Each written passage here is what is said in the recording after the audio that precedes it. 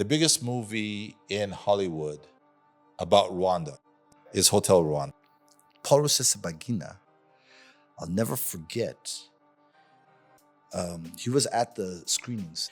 At the end of it, a guy who was a survivor, and he was in Mille Collines, stormed out. He was basically saying this is not what happened. Paul Rusesabagina goes up there. He told some serious lies, revisionist history. What was Puff Daddy like? What I would see was someone who was extremely excitable, yelled a lot, super aggressive. What we saw on TV was what he actually was. 100%. You never thought, this is my boss, but he's also a very dangerous man. You never saw that side to him. No. Well, even here in Rwanda, when I had my Gusaba, you know what the headline was? Gusaba wa ishuti ya PDD. Were you friends?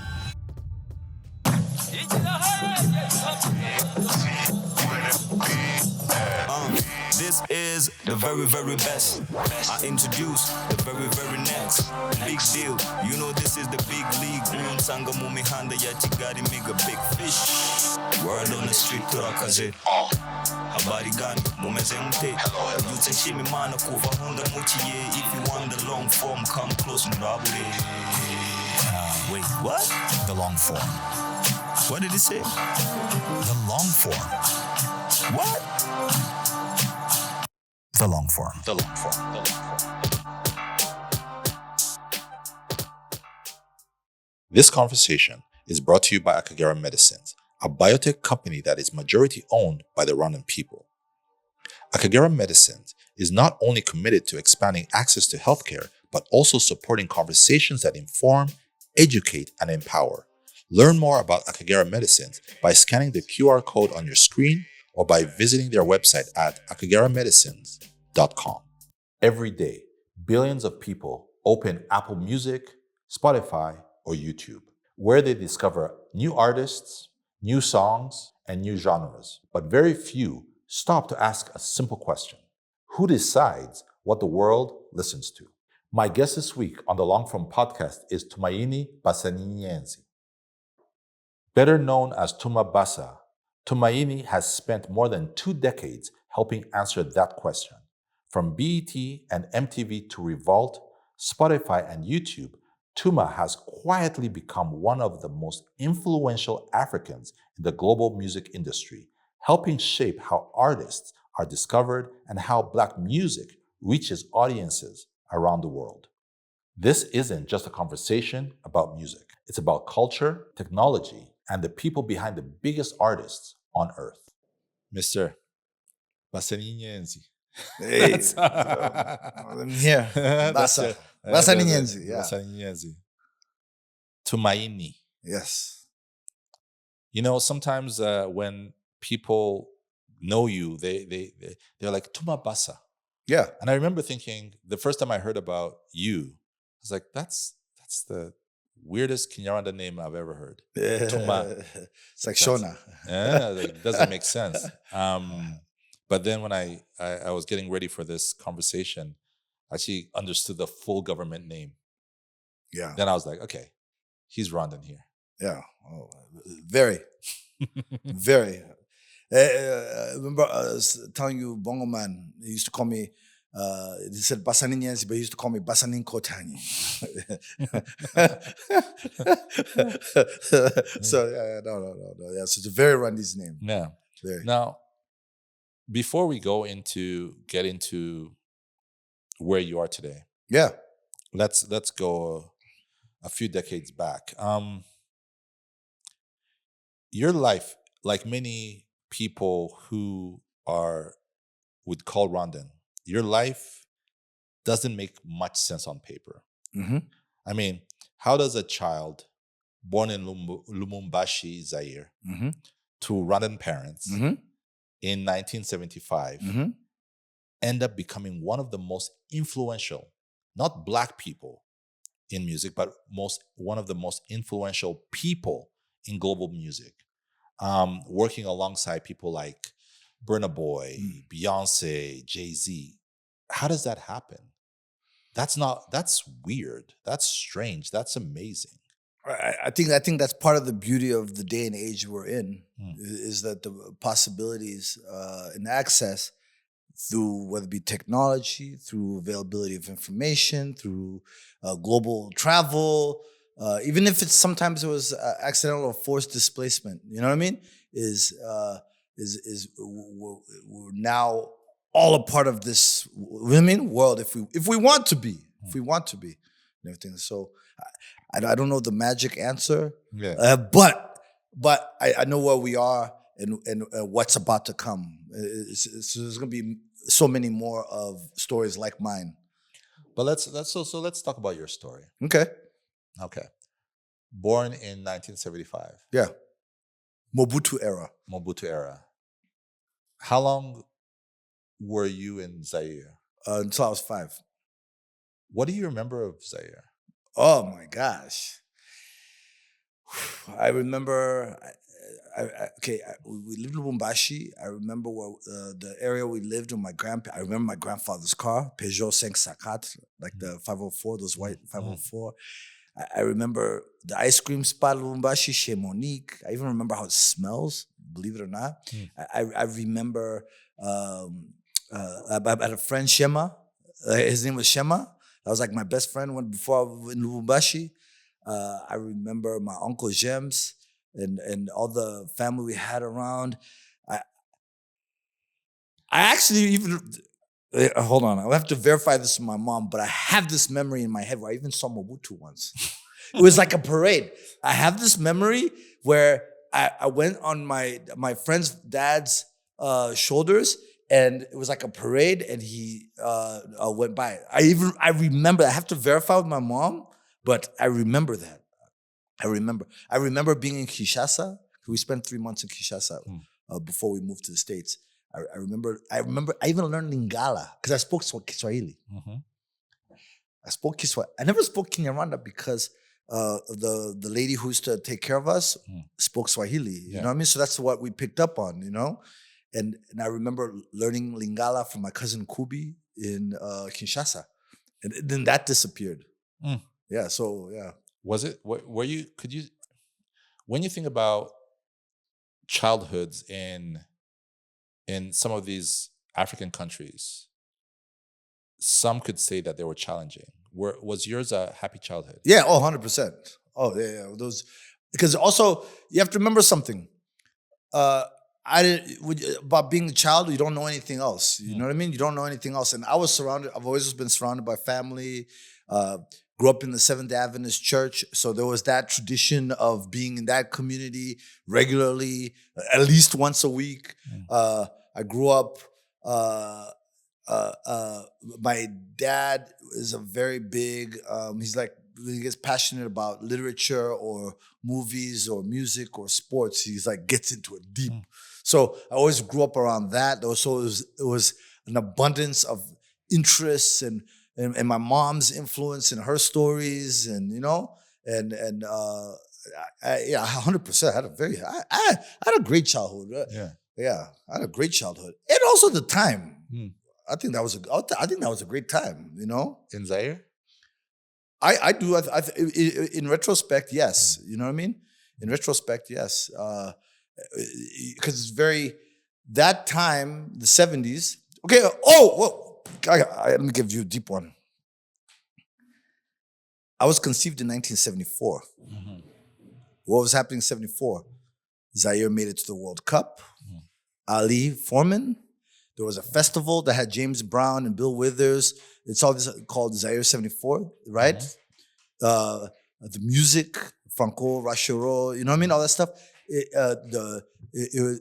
was the Authenticité era, right? Where that's why I have Black was beautiful. Yeah, and also you couldn't wear ties. You know what I mean? They used to wear the abacos, right? The music, the names. You know, everyone changed their names. You know, my dad went from Ezra to Gatsinzi, or my mom went from Nora to Wabera. My grandfather even Congolese his name a little bit. He was Mukutsi and Mokotsi. You know what I mean? To make it sound more Zaiwa, like, you know what I mean? But I'm just saying.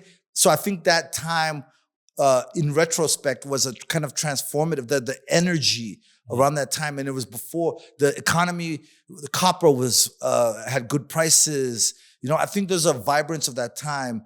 And then also from a Rwandese perspective, there was like an assimilation, you know what I mean? Where you, like, you know. You guys never felt like strangers? At that time, yeah. What was your dad doing there? Because if in Lubumbashi? Yeah, because people who don't understand. Yeah. Lubumbashi is in southeastern Zaire. Yeah, Shaba, or Congo, Katanga. Right? It's not close at all to where Rwanda is. So how does a Rwandan man, a Rwandan family end up in Lubumbashi? Yeah. Okay. Listen, I know just how annoying it is when, just in the middle of a really interesting conversation on YouTube, an ad appears. That frustration is why we've created the long-form Patreon. For just $4 a month, you can enjoy ad-free listening, early access to conversations a full day before they're publicly released, and you're directly supporting the work that we do here. Every episode takes time, research, and sometimes plane tickets. We don't do it for money.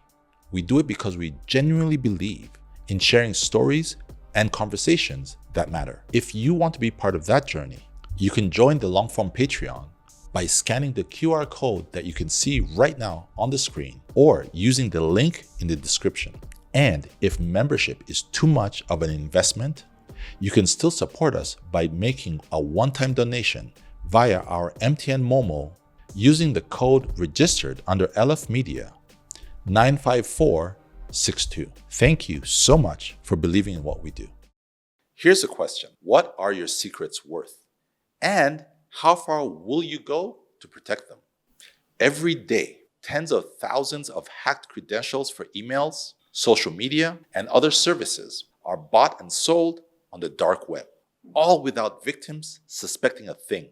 If you're like me and desire some peace of mind, Threat Informant is for you. Built by Shield Tech Hub, a cybersecurity company, Threat Informant is a dark web monitoring online solution that allows you to search the deep web for hidden markets, detect your leaked data, and react before any damage is done. And here is the best part. It's available for government agencies, businesses, and individuals like myself. It's simple. If your data is out there, Threat Informant will let you know. So take control of your digital safety today and scan the QR code that you can see on your screen, or click the link in the description to sign yourself and your entire organization up. You cannot protect yourself if you don't know you're under threat. Get Threat Informant today. A few factors. Seventh Adventist Church.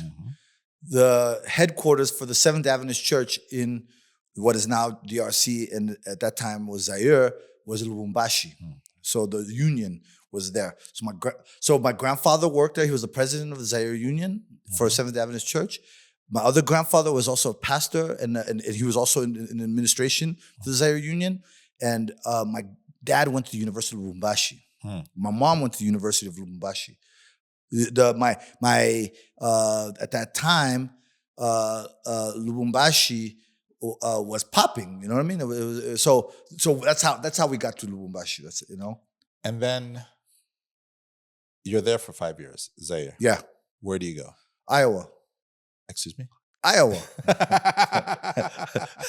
the U.S. The United States. So for those who don't understand where Iowa is, it's describe Iowa for someone who's never been in the U.S. So Iowa at that time in the 80s, okay, first of all, it was a lot of African students at University of Iowa. My dad was a PhD student. You know, he went to University of Iowa for graduate school. And Iowa at that time actually had a lot of African students. So they used to even play volleyball and soccer. And we lived in the married student housing, which was very international, where the babysitter in our court was from Panama. These ones were from Alabama. These ones for Saudi Arabia. These ones from Burkina Faso. The bullies were from Ghana, Yao and Kwasi. Wherever they were watching, you know what I mean? Like, we were scared of them. But they were Ghanaian. They were bullies too. It was such an international. My best friend was Korean. You know what I mean? Like, it was such an international space. It's a melting pot. Yeah, because universities. In the 80s, a lot of graduate students from all over the world went to the U.S. And University of Iowa was a research institution and one of the best writing programs in the world. You know what I mean? It was known for specific programs, and it would attract people from all over the world. So Iowa, you get there in 1980. Yeah. Then what next? We were in Iowa. And then we moved to Zimbabwe when my dad finished his PhD. He got a job in Zimbabwe and in Bulawayo, Zimbabwe. What year was that? 1988. Oof. Yeah. So for those who don't understand, 1980, Zimbabwe becomes independent. Oh, I didn't. Okay. All right. Yeah. Okay. And that for people who understand where Zimbabwe is today, the 80s were the golden period. 100%. You were, what, now 88, you are? 13. Yeah. You're a teenager. You've left the U.S., so you understand you've become, quote unquote, an American. And we spent a month in Goma, in Masisi, Wait, between Iowa and Zimbabwe, we spent a month with my grandparents. Hold on. Okay. Right. So you're 13. I remember being 13, and I remember that's when we left North America and I came here. Yeah. And I remember just how different everything seemed in Africa. It must have been the same for you. You know, when you're coming from Iowa. Yeah. Right? It's not New York, but it's different. It's very modern. Different. Then you're going to Goma. Yeah. Goma, Eastern DRC, North Kivu. Yeah. Yeah, no. It was different, but I give credit to my parents and my grandparents. The hospitality level was also our chance to learn a lot, you know? What was it like? Okay, if you can close your eyes. Yeah. And bring it back. Okay.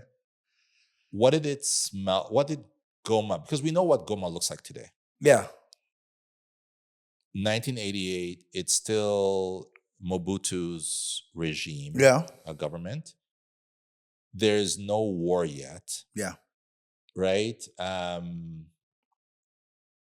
It must have been green and beautiful and colorful. Or maybe I'm wrong. I'm just kind of... Well, okay. That's true, the Masisi part. When you went into the country. So that's like the mountains. When you went to the mountains. Yeah, exactly. When you went to the mountains, using my memory, I remember the roads just being bad. These are the impressions a 13-year-old has. Yeah. And I think there was volcanic ash at the time. You know what I mean? I think that was a factor. I remember driving from Goma to Nyamitaba. That's where Kanyatsi, that's the 7th Avenue School. That's where my grandparents... And that was a distance of, say, how many hours? Yeah, it wasn't a long distance, but it took hours and hours and hours. I remember having to get off the truck to cross the bridge and walking across the bridge and then getting back in the car. No, not a truck, a car, right? I remember this, right? And that was my first time ever experiencing having to, we can't just cross the bridge? No, because it's, you know what I mean? Like, it's too much weight. So those were shocks for me. But also, when I was growing up, whenever, for African parents, if you're misbehaving in America, they threaten you. Send you back. Yeah. Oh, we're going to send you to Gungu to go herd cows. That's what you want? And that's what American parents say to you want to go to juvenile? You want to go to jail? No. African parents will tell you, oh, you're going to send you to go herd cows. So for me, I'm just judging off of memory, right? Is I remember like, oh, this was supposed to be the punishment. Like, this is not like, you know what I mean? Like, not that yeah. Because even we were visiting relatives and drinking umutobe or you know what I mean? Or That's juice. yeah, the banana juice. That's what they used to have. So we go to the house, they give you umutobe or the non-alcoholic musururu. Like, you know what I mean? And for us, now we're experiencing these things. And it's like, oh, like this is like different. Like this is different, but it wasn't like bad, you know. It wasn't what the construction, especially in the 80s, where in the 80s you used to have all these images on American TV, USA for Africa. You know what I mean? The famine. In the 80s, we didn't have the internet. So if you were an African kid growing up in America, Africa was dry. There was no rain. It was war. hunger. It was this. It was flies and then you knew that wasn't true, but you didn't have proof because you had very vague memories of Africa. You know what I mean? So going there and seeing for yourself, that gave me a certain confidence. I remember my grandfather teaching me my ancestors. Like I had to memorize my male ancestry, like literally going back to 13 generations. I remember very clearly, you know what I mean? Like, you know. What do you think it does, like something like that does to a young African living in the US, that kind of sitting down with your granddad and listing 13 generations? Yeah. How did that make you see yourself differently when you went back? Because what happens is you feel like you're part of something bigger and you don't want to mess that up. You see what I'm saying? So if I'm hearing stories of, I don't know, Mucho Chori going, you know what I mean? To whatever, the north with Biggie Mana and et cetera, and then you see how it impacted your entire family and lineage and geography and culture and identity, you're like, oh my gosh, what I do in my lifetime, there's going to be somebody, a descendant, talking about. You know what I mean? There are consequences to your actions. Yeah. So that type of tradition, oral tradition, that history, is not even pressure. It's a realization. Is that your time on earth, right? You talked about it, about when you change the entire trajectory for, you know what I mean? Like for a family. No, I hear you. Yeah. So it almost feels, you know what it feels like? It feels like sports where you want your the jersey number on that, you know what I mean? The rafter. Yeah, the rafter. You want in 100 years that it says Basa. Or, you know what I mean? Like, you know, on there. So the time that time you have in your basketball career or your soccer career is that bragging right, that what we discussed as social capital or whatever, or cultural capital, is like, oh, it was worth it. It was worth it. My life was worth it. My life was worth it. And so when you learn your ancestors, it also, it says, oh, there will be a moment of reckoning where they say, hey, what did he do with that time? You know what I mean? So I guess the question then becomes, because you lived among a group of Black people who were not able to, and here I'm talking about we're talking about the African-American experience, where they're not able to do what you did. No. Yes. No. Very. I just do it differently. I just do it differently.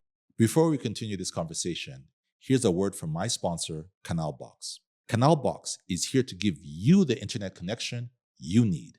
Whether you want to enjoy your favorite content at home, run your business, attend online classes, or simply explore the world from the comfort of your home, Canal Box is the solution. With Canal Box, you get fast, reliable, and unlimited fiber internet for your home or business that will keep you connected to the world. Getting connected is simple. Just call 8600 or 0788-917-100. Here's my recommendation. Choose Canal Box today. And now let's get back into the conversation. So then, okay, so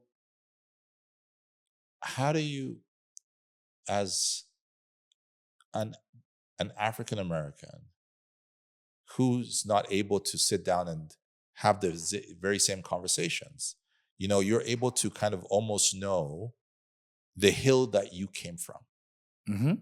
right? So if you follow that storyline, And there's that's a blessing. a hill. Exactly. That's a blessing. And it centers you, Yeah. right? So it must be quite difficult, I'm thinking, just as a human being, Yeah.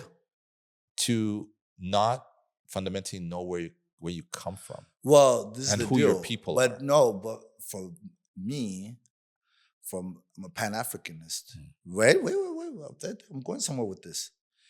I'm a Pan-Africanist. So for me, when I see my brother robbed or stripped of his, that makes me upset. You see what I'm saying? That makes me upset. And I share whatever I can in whatever opportunity I can, so that it's a shared pride, shared roots. It's just different geographically. You know what I mean? It's different geographically. But for me, I share in that for me, that I'm a part of that, and I want to contribute. You know what I mean? My story to the greater pot. You know what I mean? Of lineages and legacies and etc. Because I kind of feel like as Black people, we're always like in a disadvantage. Like, you know what I mean?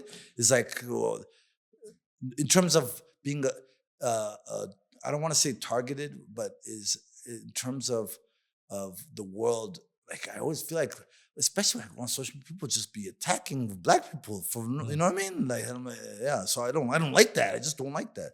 I don't mean to oversimplify, but that's just, you know, when you just don't like something and you say, nah, you know? Yeah. I'm trying to make sense of what you just said. So maybe I don't want to put words in your mouth, but what it seems to me is that you're saying that my story can be their story. 100%. And their story can be mine. It's not, you're saying that we're in it together. We're in it together. So if I can provide some joy from my story or from my lineage, you know what I mean? And share it. And then also you share what you've been through. Like, I take solidarity. You know what I mean? Solidarity. I don't look at one is better than the others. They're different, and when we put them together, it's stronger. You know what I mean? But without being together, we're not stronger. I hear you. Yeah. We're weak. We're actually weak. How long? Oh, so did you ever get a chance, before we move on, like, so we talked about Goma. Did you ever get a chance? So for those who don't know Goma is a border town of DRC or Congo or Zaire at the time. The time, yeah. And right next to it is the Rwandan border. Yeah. Did you ever get a chance to cross the border? I did when I was 13. And the reason why it's a big deal. Yeah. So for us who were born refugees. So when you travel, you would get a UNHCR passport. So a United Nations High Commission for Refugees passport, right? Because you did not have a country. And they would say, you're allowed to go to every country in the world except for where you came from. Rwanda. Right? So the fact that in 1988, you were able to go to Rwanda is a big deal. Actually, interesting. That's interesting. Right. So like, that's interesting. Okay. Like our president, Paul Kagame. Yeah. He tells stories. So he was also a refugee. Yeah. So he was not supposed to come to Rwanda. Yeah. But he would smuggle himself into the country to go and meet members of his family. And then he would smuggle himself out. He never passed through normal checkpoints and you know, immigration. He never stepped in immigration queues. Walk me through, again, you're a 13-year-old, so you have a pretty good memory. Yeah. Very good memory. You're I have a seeing great everything. memory. I don't have a good memory. I have a great memory. So yeah. what was Rwanda like? So we went to Rwanda. It was a day trip Mm. from Goma. I went with my grandfather, Pastor Mbirikira, Mm. and then my mom. It was just the two of us. We went to Mudende. Mudende was Central Africa University. The Central Africa Adventist University at the time was in Gisenyi, outside of Gisenyi. So we went to Gisenyi. Well, Rubavu. It's called Rubavu now. Huh? I remember crossing the border. With my grandfather, we went to go see his brother Gakwandi and his other brother Methuselah. I remember Methuselah being like 7 foot. At least to me, he was 7 foot. Walking down the hill, and you know how like in that area they used to wear the trench coats and all that stuff, right? Because it was cold. Yeah, it was cold. Yeah. I was just to be good with. I just you have to wear the blanket and all that. But so it was Gisenyi, outside of Gisenyi, like towards Rwanda somewhere. Mudende, I remember going to the campus. I remember the roads being so much better in Rwanda, right? I remember those different billboards. I remember the radio. You know, Rwanda didn't have TV back in the day. You know that, right? Because they had TV in Zaire. They had TV in Zaire. And when you're a kid, you're a TV junkie. You know what I mean? When you go somewhere, you want to say, I remember that. For some reason, I remember that. They didn't have TV. They had radio. I remember Rwanda. I remember having to sneak in, kind of, when I say sneak in, is like stay low profile. And then we had to What back. passport were you using? Zaire. Yeah. Oh, I had a Zaire passport. The one with the leopard. You know? The citoyen. had like yeah. So that was going in and out, yeah. And you did not feel like. So again, for those who don't understand, Rwanda at the time was not friendly for all Rwandan citizens. No. Right? So someone like you, someone like your dad, someone like your grandfather, they were probably, you could have been targeted. Yeah. Well, if they knew that, you know what I mean? If they knew we were there, like, yeah, you know what I mean? Like, I'm talking about if they had deep enough, you know? No, I actually, if you told me something that kind of broke my heart, is that those uncles that you saw, right, only 6 years after, were all killed in the genocide. No, not just them were killed in the genocide. Their children, their grandchildren, and in a few cases, even great-grandchildren. An entire lineage gone. Gone. We now have a burial ground in Nanga, near Mukamira, in that area. They have a lot of their remains and a tribute. It's like a family put together. Yeah, but all killed in the genocide. And so to me, when the genocide happened, I was 19 years old. It was that much realer. We were living in Zimbabwe, but it was so real because I actually... You knew people. Yeah. It's not a CNN story. No. Yeah. And also, the reality is if I had been there also, I would have been killed. Yeah. Yeah. I would have been killed. It's like without hesitation. Yeah. You know, sometimes, we never really think about that. Like, it's almost, you're an outsider looking in. No. But then in this case, because I know I lost people here, but because I never actually met them, it's not academic, but it kind of is. No, but there's a little bit of abstraction. Yeah. Versus you, who's but also when you see your mom crying when she gets the news, with losing a little bit of hope if we haven't heard from somebody, then it's confirmed, etc. I remember that very clearly. I remember there were other Rwandese living in Zimbabwe and them losing family and getting the news and consoling. Because, in Rwandese culture, you have kirio and, you go and console. So what happens is I remember even that because there were other Rwandese who were living in Zimbabwe at the time. And when you go, you don't end up in Zimbabwe. You end up back in Iowa. For college. Yeah. Yeah. What Well, I was made that? a stop in Utah. Yeah. I made a stop for a year and a half in Utah, and I didn't really like it, so I transferred to Iowa. I went back to where I knew. Yes. Yeah.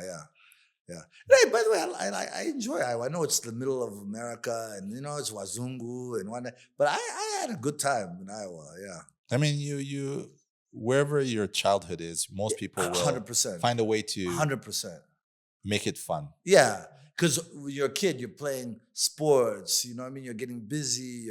I had a paper route. I used to deliver newspapers, so I was making money. I was rich. Like, I had cash. I would go to Hy-Vee. You know what I mean? Buy some Little Debbie snack cakes, like without even thinking about it. Like you know what I mean? I had my bike, my Schwinn Predator. You know what I mean?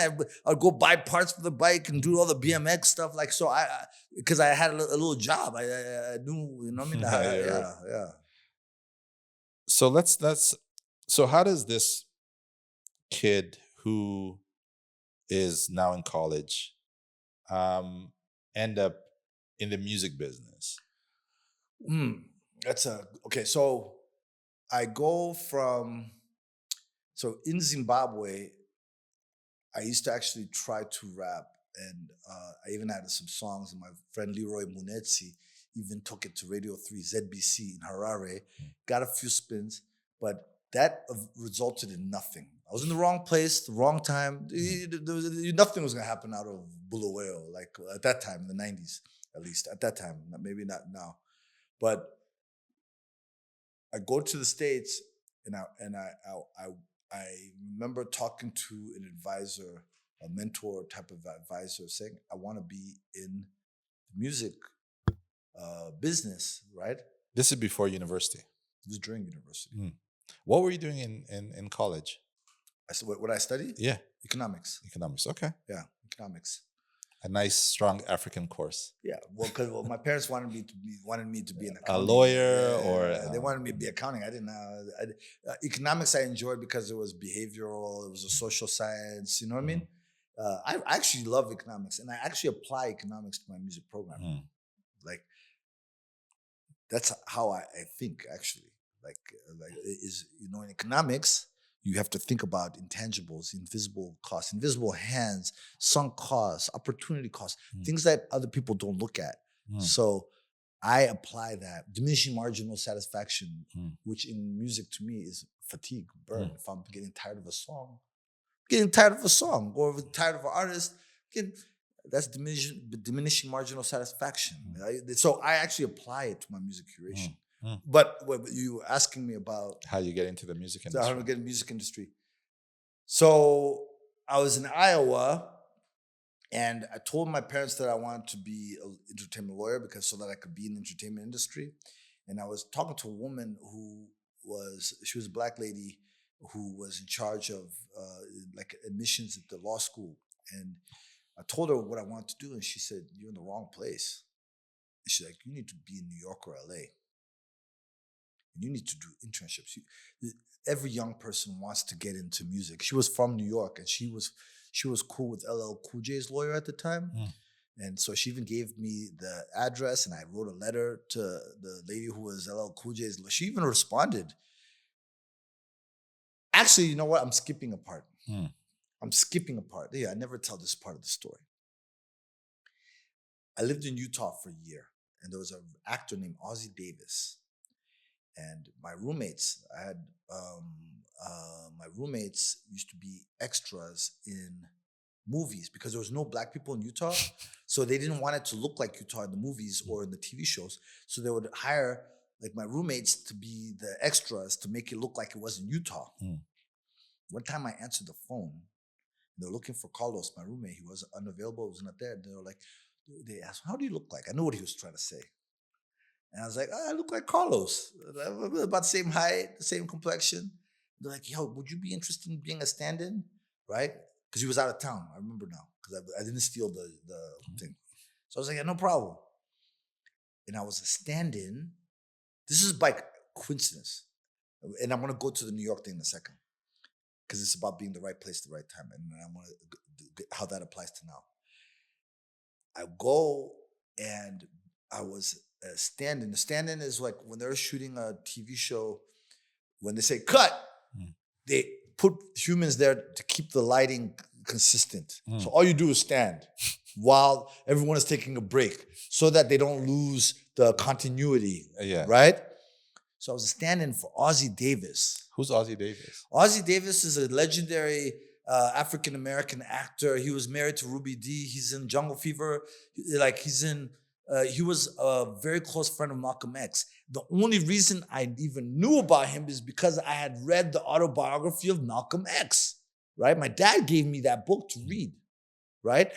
And he did the eulogy at Malcolm X's funeral. So I was starstruck, like, wow, I'm actually here with Ozzie Davis. He passed away a long time ago. He's in a lot of Spike Lee movies. When you see his face, you'll know him because him and his wife were like legendary. So I'll never forget this. I have a conversation with him during the break. Like now at lunch. How old are you at this point? Like 20. 20. Yeah, I'm like 20. I have a conversation with him, and I said to him, he was like, what do you want to be when you know what I mean? Like when you finish When school. you grow up. I was like, I want to be an actor like you. I didn't want to be an actor. I was just like saying that, right? He's like, no, man, go behind the scenes. There's more creative control. There's more longevity. There's, you know what I mean? And there's not enough of us, talking about Black people, behind the scenes. It's like, everybody wants to be an actor. Everybody wants to be a rapper. Everybody wants to be, this is what he said to me. And I never forgot it. And I used to even write him letters. He lived in New Rochelle. He never responded. But I would like write, hey, this is what I'm up to. I hope everything's well with Ms. Ruby, like all that stuff. So what happens is that was the plan, the seed for behind the scenes, because I didn't even think about the jobs behind the scenes because he put that in my head. So I go to Iowa now, and she said, you can't do that from Iowa right now. And she's like, you have to go to LA New York. LA. You can come back, but you go get the experience in those places. Call my cousin Mukesha. She lives in New York. I said, Mukesha, do you have space for me? Like, I want to come do interview my cousin Mukesha, Buguje. She said, I have an extra bedroom. You can stay here. I took a bus to New York City from Iowa City. It was $69. I remember because it was a special. I was even sick. And I listened to the same CD over and over again, Maxwell Urban Hang Suite, over and over and over again to kill the time. And made 800 cold calls. So for people who don't understand what a cold call is, what is that? So when you just have to get the phone number and you just call them up. Like, hey, are you guys hiring? And I made 800 because my cousin Mukesha got the bill. And from 9X, that was the phone company at the time. And she was like, whoo, ha. Like, I didn't know she was getting charged per phone call. And then you're probably getting their numbers from... A random, like I was fraternity brothers, because I was in a fraternity. Random looking up. I was just whatever phone number, general number. I even showed up. Mukesha even showed up. It took me to MTV, which many years later I would work at. I remember going to Sony and the security guard giving my resume, the paper resume, to the security guard. Like literally, they're like, okay, thanks. I didn't know at the time it wouldn't work, but I was desperate. And finally got one of EMI records. Wait, so how many calls did you make? 800. Now, one of the things... I didn't know any of those people. I didn't know anybody. Hey, if you're tired of working hard, but never getting ahead financially, you need to start listening to the Money Blueprint podcast hosted by Isaac Musi. The Money Blueprint podcast isn't a get-rich-quick show. Isaac Musi, an expert in financial literacy with over 15 years of experience, shares practical tools that help you build discipline, make better decisions, and create real wealth. Out every Monday, the Money Blueprint podcast with Isaac Musi is on YouTube and all major audio platforms. This podcast is brought to you by LF Media, home of great African podcasts. If you are trying your best to raise healthy children, but feel like you need clear, trustworthy advice, Healthy Beginnings podcast, hosted by Dr. Edgar Kalimba, is for you. With over a decade of experience caring for children and supporting the parents raising them, Dr. Edgar Kalimba shares practical knowledge grounded in science, but rooted in the lived experience of Africans. Out every Monday, Healthy Beginnings with Dr. Edgar Kalimba is on YouTube and all major audio platforms. This podcast is brought to you by LF Media, home of great African podcasts. So one of the things that people often fail to do is to just pursue things to the bitter end. Someone could have said 50 calls were enough. Someone could have said after the 100th, to hell. Why did you keep going? The first 100, second, third, 500. Well, first of all, I didn't even realize, you know what I mean? Because when you're in a zone, when you want something. Why did you want it so much? That's a good question, man. That's a good question. Why did I want? Because I love music so much, man. I used to listen to so much music. I remember listening to music and taping music, and all my friends. I would go to Eswatini, my uncle, Dr. Rukundo. He lived in Swaziland, and all my friends that I make there had to do with music. Music was how I related to other people, right? So what happened was, I even remember having a thought that my grades would be better if I didn't listen to so much music. That I better get something out of all this time I put into, because I used to put cassettes, I would learn the words. I was just like so into it. So I part of it is I had the chance, because when I was in Bulawayo, I didn't feel like I had any chance. And remember, we didn't have the technology we have today. We didn't have email, we didn't have social media, we didn't have LinkedIn, we didn't have the information you can get on YouTube. We didn't have any of that at that time. So the amount of effort, had I known it would be so hard, maybe I wouldn't have done it. So I'm actually thankful that, you know what I mean? That I didn't know. It's just like when I went to Bigogwe the other day.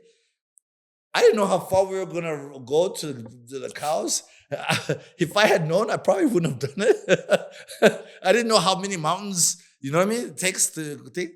And walking back, I had no idea. So I think that ignorance was a little bit of a blessing. It was a little bit of a blessing. But I wanted it so much because I love music. I wanted to work in music.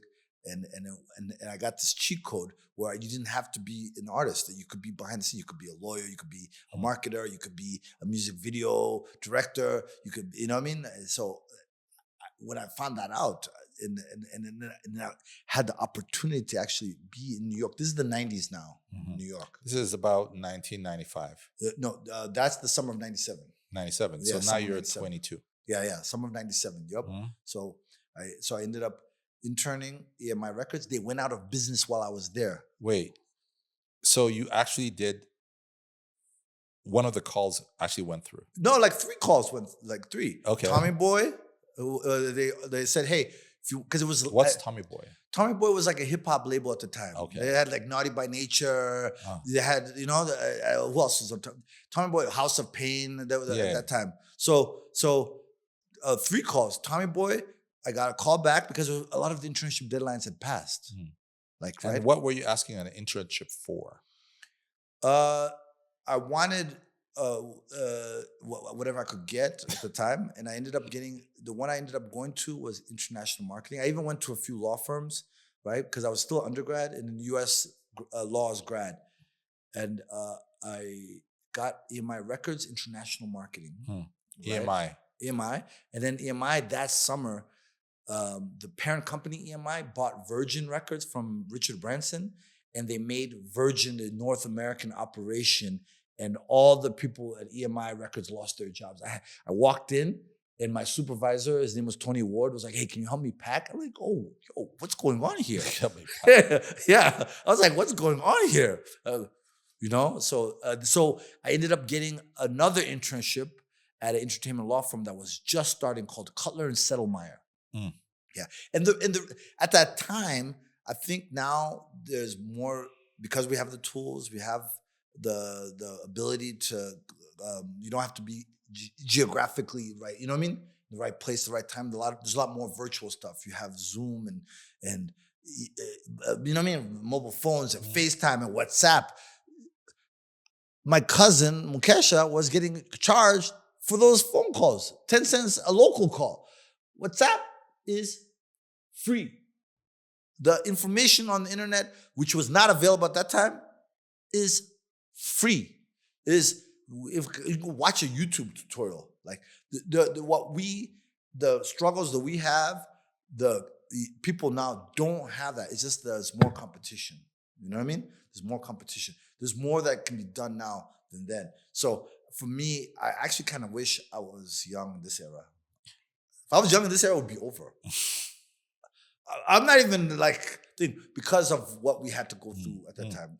So you end up at this law firm. Yeah, Cutler and Settlemyer. But that's not where you wanted to be. Well, no. Well, when I was there, something I learned was entertainment lawyers spend a lot of time reading contracts. You know what I mean? They do negotiation, all that stuff. So when I left, I had to, because law school, you have to finish university. I had to go back to Iowa. Yes. To finish. And what happened was, when I started looking for a job, because when I was finishing, I wanted a job. I didn't want another internship. All I was finding, there weren't any jobs. Well, if they were there, they were far away, but there were no jobs. I wasn't getting replies, nothing, because I still have the letters. I have letters of rejection. I kept that for motivation. I still have it in a binder. I keep everything. That's why I have a good memory, because I keep everything. So what happened was, I go and said I ended up having to do another internship. Where? BET, Black Entertainment Television. So because that's all I could get is another internship. I couldn't find a job. I couldn't get a job. So where was that based? Washington, D.C. And I didn't know anyone in D.C., but University of Iowa had a partnership with this internship program called Washington Center. Okay. Yeah. So that gave me housing for that summer. Okay. Yeah. Because remember, I didn't have a cousin Mukesha in DC. Yeah. So one of the things that a lot of young people now will do is they'll say, listen, I'm not going to do an internship. If it's not a paid internship, I'm not going to do it. It's free labor. Were you paid? No. BAT? No. I was not paid. At all. But the relationships and the opportunity to prove myself, because internship is your way of proving yourself. It's a form of a proof of concept. Is to show you're serious, that you don't need supervision, that you are not a liability, that you're there to add value to whoever you're kind of apprenticing for. You're supposed to make them look good.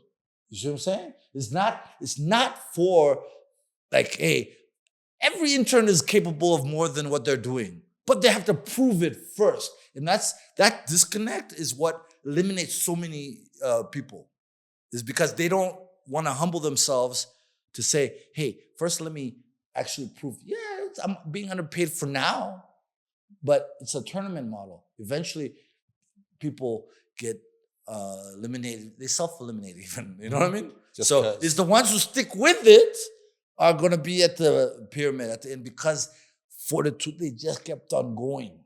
They just kept on going. They're not allowing the noise around them, right? And the noise sometimes comes from your head, your own negative program. Maybe it even comes from your family who want to protect you. Here's why you don't have to take those kind of risks. What for, right? You just keep going. You just keep developing, because other people are going to stop developing. They're going to stop working on their muscles. They're going to stop playing, you know what I mean? Soccer or basketball. They're going to let themselves, you know what I mean? Go. And so it's the same thing, is if you just keep going. BET. What were you doing there? In the beginning, I was an intern in the news. That's what I could get. And then my supervisor allowed me to spend 1 day a week in the music department, because she knew that's where I really wanted to be. I was honest with her. I was like, I'm here because this is the internship I got, news. But I didn't watch BET for the news. I watched BET for the music videos. Obviously. So she allowed me to, because she said, you get your work finished Monday through Thursday. By Thursday, 1 day a week, Friday, you go help the music team. And in the music team, I understood that I had to prove myself there. That I had to prove not only that I would be good energy in terms of adding Value. value. Yeah, exactly. But that I would work. I would do things that they did not want to do, and they used to have something called Q sheets. Q sheets. What are those?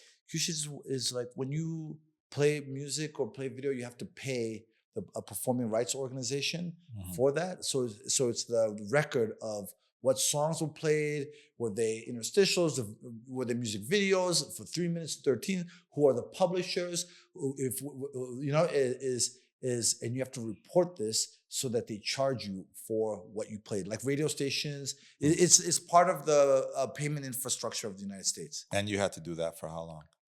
Like a year, because it turned into a job. Like when I was an intern. So they finally paid you now. Very little money. Do you remember your first salary? Yeah. What was it? Okay. If I have to give context, I was offered more money in the news department. When I finished, they offered me a production job, and it was paying between 30 and 35,000, right? A year. Yeah. To me, that felt like a lot of money. Music, the Q sheet was not like it was like bottom of the barrel, but I just wanted my foot in the door in the music. And they paid me, it was 18,000, right? But this is the deal. Greg Diggs was the music director. He's like, look, we have 18,000 for this job, which is nothing in an expensive city like Washington, D.C., right? D.C. was expensive back then, right? And I said, I'll take it. No, I didn't even try to negotiate. And then he felt sorry for me, and he upped it to 20 right there. He felt sorry for me. Greg, and I'm thankful to Greg for that, because that extra 2,000, and at that time, that was like in America for the living expenses, you're pretty much just above poverty. Yeah. But your foot is in the door. That's all that mattered to me, because I knew how scarce those slots were at the entry level. They were very scarce at the entry level, and there was a lot of competition for those few entry level positions. So how long were you on the entry level? About 2 years. Oof. Yeah, because it wasn't until there was a new boss, and then some people left or moved on to other positions in the company, that I was able to be the person you sent videos to. So the person you sent videos to. Yeah. What do you mean by that? So let's say I'm a young and upcoming rapper. Yeah. So you have a record label. Yes. And then you make a music video with the record label. And then for consideration for airplay, there's a music meeting, and your music video has to be reviewed. And then they make a decision of whether or not they're going to play the video. And if they're going to play the video, they're going to say, we want this video to be clean because we might have children watching, or we have brand advertisers who don't want a song about shoot 'em up, bang, bang. You know what I mean? So you're going to change it to shoot 'em up, hang, hang. You know what I mean? Like, not even shoot 'em up, like hit 'em up, hang, hang. You know? So we used to be the people. So you were the editors. No, I wasn't the editor. Like almost the gatekeeper. Gatekeeper. But I didn't have real power in terms of making selections. I had the ear of the people who made those selections. So I was the go-to.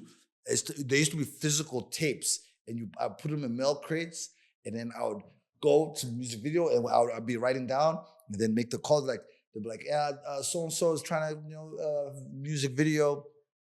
This is a new group out of Virginia called Clips, and this is their song Funeral on Elektra Records. Okay, let's watch it.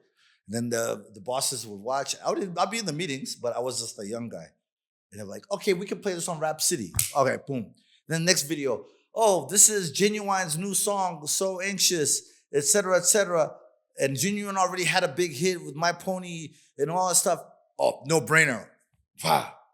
We're gonna add that thing. Get the edits now. We need to turn this around. Get this on the air. Were there any famous ones that got rejected? So this is the trick, and this is a political trick. They never really Yeah, there were famous ones that got rejected because of, let's say, nudity or, you know what I mean? Like the Do you remember the songs? No, what they did was, I do remember one, but I'm not going to say it. But what they did was they created BET Uncut. And BET Uncut was late night, and it showed all the booty popping videos.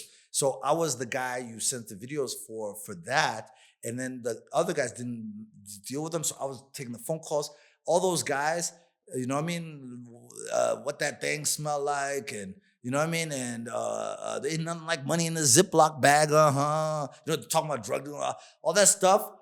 I was the one who dealt with all those guys. Literally, up to today. So when you say those guys, who are those guys? The street dudes who were making those videos. Because what happened was the stuff that got rejected, the big artists that got rejected because the standards, they would say, okay, we'll put it in the overnight. But the street guys said, oh, this is a loophole. Now we can be on national television. We'll make a video directly for this. Yeah. So that was BET Uncut. So we did have a few that were passed on for those reasons, like big artists. Because you remember, if you're a big artist and you're familiar or recognizable, you kind of have the benefit of the doubt. You know what I mean? You know, you kind of have that benefit. So if you're Snoop Dogg, you're Snoop. Yeah, we're gonna play your video. You see what I'm saying? The one I'm thinking of that I don't want to mention the name is still a pretty big artist, but he refused to come on Rap City, the show, so they pulled his videos. Like, you know, as a punishment. Not punishment. It was just like, hey, if you're not going to support us, we're not going to support you. I mean, that's punishment. Yeah, and then he actually showed up to the office. Yeah. Tell this story. You want to hear the story? Yeah. Tell us. So okay, he shows there's up. two versions of the story. All right. My old boss's story and my story. So, okay. but I'll were you I'll there? I'll tell the story. Were you there? I was there. Okay. No names, but he's a male artist. Yeah. And my boss pretended he had a gun. Pretended that he had a gun or the artist? Well, he wrote a book about it, and in the book he says he had a gun in the drawer, right? Okay. But for us, in our mind, we thought he was bluffing, right? So the guy shows up, big rapper, still big up to today, and what book is it called? What's the book? So that we can actually. The book is Paul Porter. The author is Paul Porter. The book was the industry years. Blackout. It's called Blackout. The book is called Blackout by Paul Porter. In the book, the artist shows up, and he tells me and my other guy, like, hey, you guys, you stand there. And I'm skinny. I'm not even a fighter. I'm not from the thing. He says, you guys stand there. If he tries anything, he stays in the office. You said stand right there. If he tries anything, you better jump in. Like, so right? that's your boss talking to you guys. Yeah. Okay. Yeah. So you guys are my You stay security. right there. Yeah, you guys stay much right there. Because he showed up. And then this is what he said. I'll never forget this. And he's acting like he's reaching, right? And he said, you ain't coming here on some gangster shit, are you? And then dude was like, nah, man, I come in peace. And then all of a sudden he removed the hand. And then I thought he was bluffing, but according to his book, he actually had a gun in there. Oh. Yeah. So that's the story. You asked for the story. I gave you the story. Was that common? No, because usually when a big artist, they had, like I said, the benefit of the doubt and get that airplay. Like, you know what I mean? Yeah. No. How long were you in BET? 4 years. 4 years. And we moved to New York. BET moved to New York. We had a new boss after that. And it moved us to New York in a TV show called 106 in Park. Yes. And 106 in Park blew up and became really big. So we were in New York, yeah. And then were you happy at BET? It's a good question. At the time, no.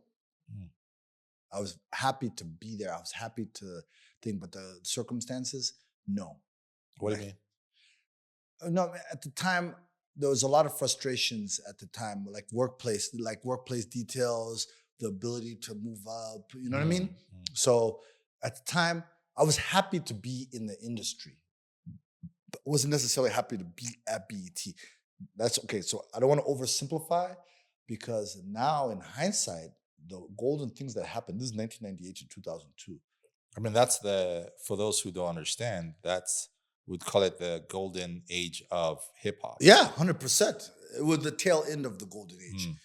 So I was happy. So in hindsight, I have happy memories and I have great relationships with my old former coworkers. But we had that. You ever heard of trauma bonding? We were close because we were trauma bonding. Like we were all going through the same things, and that made us close. With the trauma. So at the time, I didn't feel appreciated. I'm just being honest. I didn't feel appreciated, but I was just happy to be there because I didn't have anything else. Yeah. Right. And then I didn't. But now looking back, it was a happy time because I survived. You know when you sit on a chair and then the chair breaks, and then everyone's like, oh, and then you're okay. Then it's funny. Yeah. But if you're not okay, it's not funny. Yeah. Yeah, because I was okay afterwards. Then it became a story. Yes. Then I look at it with fondness. But at the time, oh no. I was like, all of us were trying to get out of there. At the time. All of us. That was what, the workers like, oh yeah, we gotta get out of here, man. We gotta get out of here. It's really that bad. No, it wasn't bad. I mean, but it was yeah. You didn't feel like special to the outside people, you know what I mean? But if you were on the inside, no. Then you moved to where? MTV. That's a big one. Yeah. Music. That was like a dream. That was like a dream for me. That's how you get it. How does this boy, who just ended up in BET by the skin of his teeth, end up at the monster that is MTV? I had a lot of people co-sign for me. A lot of people vouched for me. So the same people who used to service videos to MTV, BET, service videos to MTV. MTV was considered the crossover. You get the Wazungu kids, like, you know what I mean? So what happens is the label people are the ones who told the MTV, oh, he's a solid. They're the ones. They're the ones who connected me. Jana connected me to Gary Fisher. Made a call. Like Gary Fisher was Columbia Records. I remember the people who made calls to MTV when there was an opening. It's like, oh, you need this kid here, because I returned their phone calls. I would be honest with them. I would help when I could. You know what I mean? So I gained a lot of goodwill with our label partners, and the label partners are the ones who got me to MTV in terms of the strength of their word. And they wanted an ally, someone who was artist friendly, someone who was label friendly, in a position like that where they were going to get their phone calls returned, where they were going to get a fair shot. Because now when I got to MTV, I was the decision maker on whether or not the music got played or not. Yeah. And at the BT, I couldn't go up because the people who were there, they're not going anywhere. You know what I mean? But at MTV, I was like a niche player, like, you know what I mean? And what was your role at MTV? I used to program like a lot of the hip hop and the R&B. Hip hop? Yeah, and they had multiple channels, that MTV, MTV2, MTV Jams. MTV Jams was like MTV base in the UK or Africa. And then also the label relations, like in the beginning, I was the point person for all the independent labels. Then later on, Columbia, Interscope, Warner Brothers, et cetera, et cetera. And then I was also internally in our department, one of two people who worked with the standards and practices department every day to make sure that we fast tracked the stuff we needed to get on air, right? To make it ready for air so it was clean, because we had to take swearing out of the records. Because remember, I had that experience from BET. We didn't have a standards and practices department at BET when I was there. That was just you doing that. Me and a guy named Kelly G. Literally going through, saying, oh, they need to take this word out, they need to take this word out, take this word out, take this word out. Yeah. You know? Sheesh. Yeah. True story. That's it. Yeah. No, I mean, MTV, when I think about MTV, I think about stars. Yeah. I think about Jay-Z, I think about Rihanna, I think about Wu-Tang Clan, I think about, every single Buju Banton. Buju, yeah, that's my guy. Let me just be a bit of a a bit nosy. Yeah. Oh, okay. Who did- Okay, hold on. Who did you meet? Who did you meet among those kind of artists, and who Every artist you mentioned, and who stood out to you, and why? every artist you mentioned, I've met many times. Okay. Over, like, right? Except, well, no, Rihanna I've only met once. Who stood out for you? Okay, can I interest something very interesting? I've never told this story. When I moved from BET to MTV, I remember meeting. I remember Jay-Z. We went to the studio, and I just started MTV, and a lady named Michelle Dix was like, "Oh, Tuma just came over from MTV from BET," and then Jay-Z made a joke, say, "He sold out," like, right? And then I remember within the same week, I'm at a club called Gustavino's, and Paul Rosenberg, Eminem's manager, was there, and I knew Paul already. I had a relationship. Paul, through Cutler and Settlemyer, that law firm, so I already knew Paul. And Paul said, "Come and say hi to Eminem," right? And I remember this. This is 2002, and Eminem is at his height, and it's a private room. He's not even with everyone else at Gustavino's. And I go to Eminem and to say hi through Paul, and I was with Noah Jaws, I think, and he says, they were like, "Yo, Tuma just moved over from BET to MTV." And he made the same exact joke. "You sold out." I said, what? Like, it was like, wow. Jay-Z said the exact same thing. And this is 2002. Jay-Z and Eminem were like, you know what I mean? Jay-Z, they're both still like mega, you know what I mean?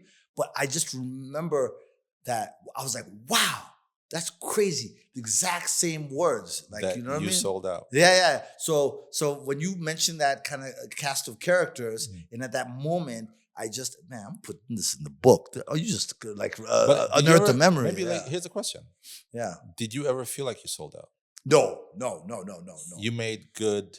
I mean, it sounds like it wasn't a great place to work At the time. Yeah. Yeah. So There was a great It was- opportunity for me. And it was a great opportunity for me because I also, as a fan, I watched a lot of MTV music videos. Because the young people don't understand what MTV was at that time. what was it like? It was a cultural juggernaut. Like, it was They were self-prophetic at the time. Something got on the air, then it was going to like reach Like if you the were masses. It if was you were global. on MTV, Yeah. you'd made it as an artist. 100% at that time. Yeah.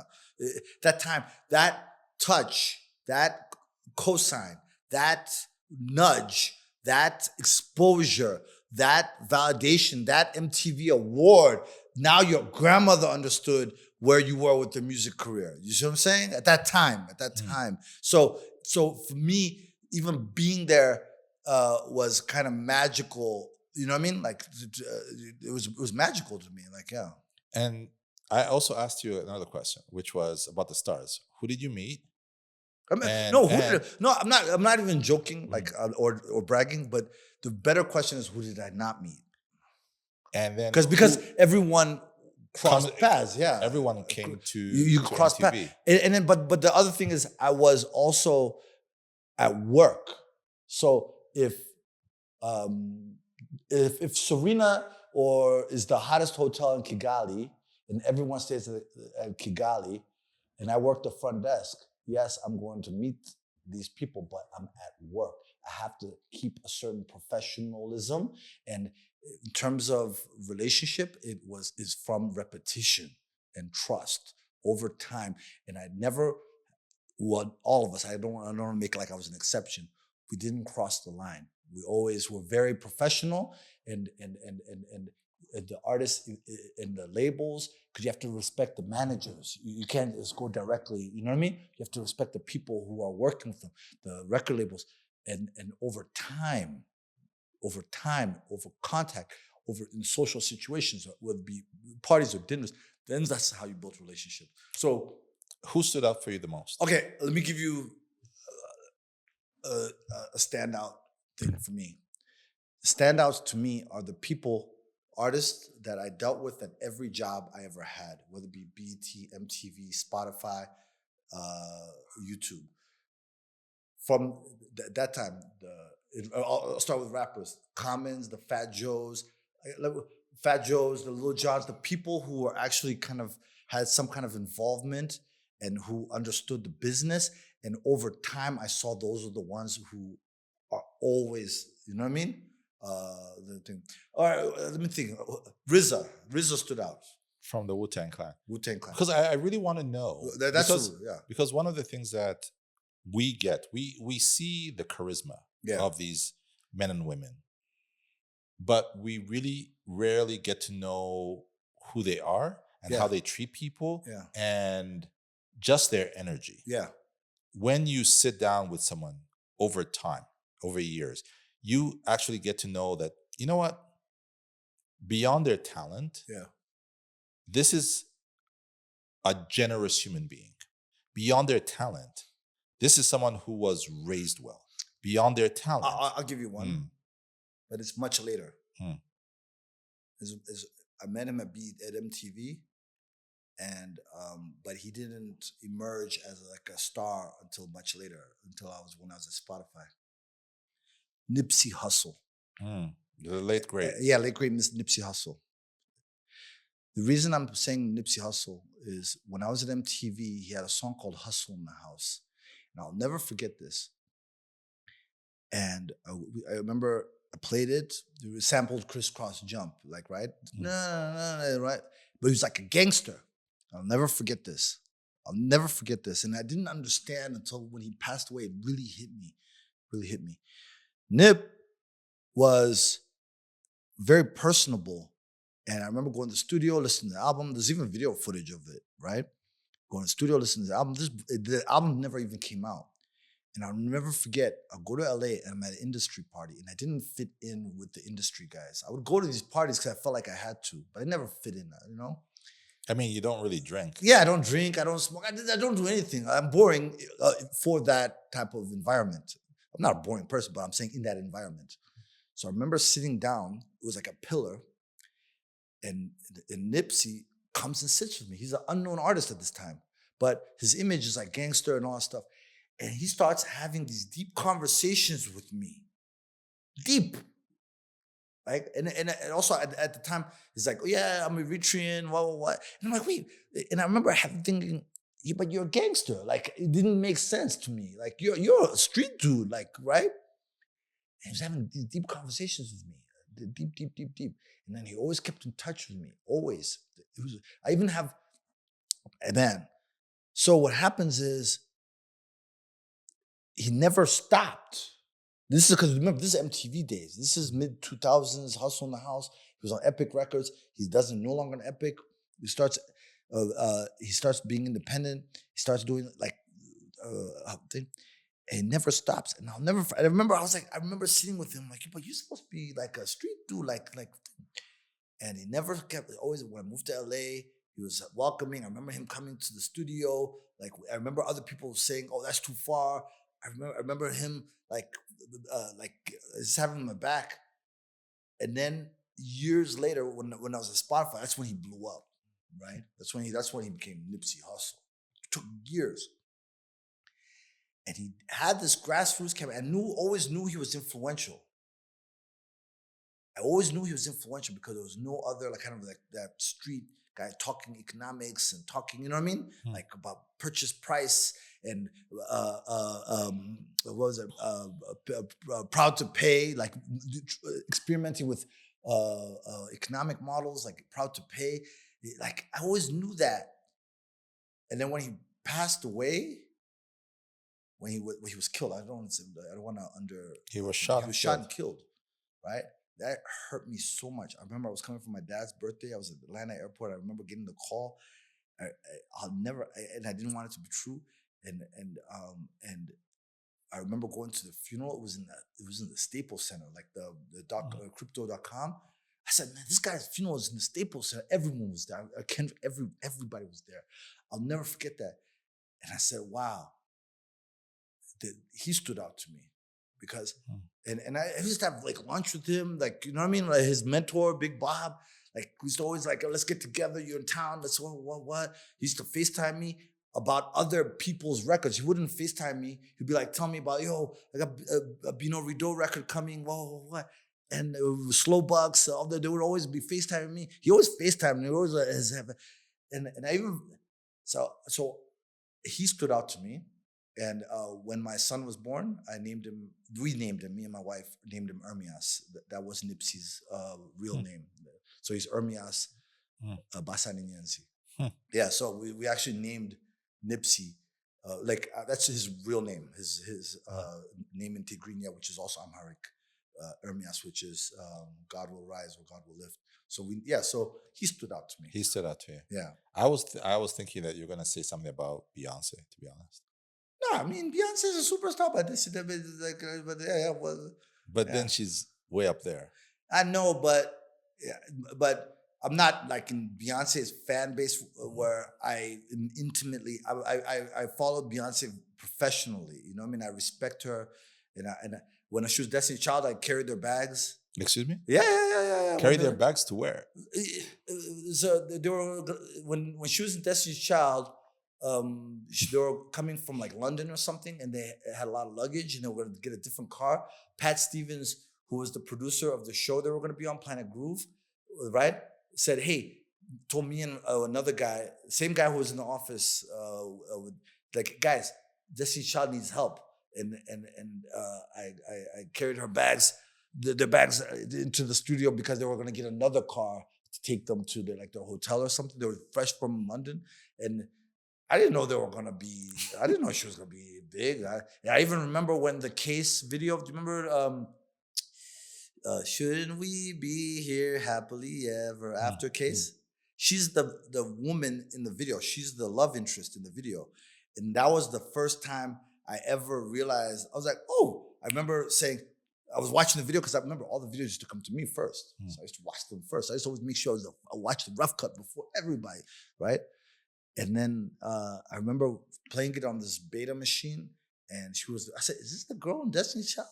And then this lady named Tiffany, who worked on Hits from the Street, said, her name is Beyonce. I was like, oh, she has a name, okay. All right, sorry, I didn't know, I don't listen to Destiny's Child like that, right? And then over the years, I saw it happen, and she had a song, "Work It Out." It was like her first major solo. It didn't work. It was like Austin Powers soundtrack. So I was in the meetings. We're like, hey, we're gonna go hard on this "Work It Out," because we all knew that she was like the one. The one. Yeah. It was like what Coco, SWV, or you know what I mean, Michael Jackson, Jackson 5. She was like the one who had the voice and the potential, and then her father was the manager. Matthew Knowles was the manager. So people used to always say oh, this is just the vehicle to that's what people used to say. That didn't work. Crazy in Love worked. And that's when, and I remember. Do you remember watching it for the first time? I do. I even remember what I said. What did you say? I remember very, very clearly. I remember very vividly what I said. They played it to us in the music lounge, Columbia, right? The Gary Fisher, the same guy I mentioned earlier. And Jay-Z has a verse in it, you know what I mean? The best part of Chinchilla, that whatever that verse in it. And I remember saying this song, because Jay-Z had a lot of credibility. Beyonce had popularity, and it was like young females. Jay-Z had the streets unlocked. So if you had a verse from Jay-Z, that was gold. And I remember saying to Columbia Records, in that meeting, the first time, say Crazy in Love, it would still be a great song without the Jay-Z verse. The Jay-Z verse was like you know what I mean, gold. But I was like, yo, this is a banger. And I remember hearing it at a club around that week or so called Lotus. No, APT. It was called APT.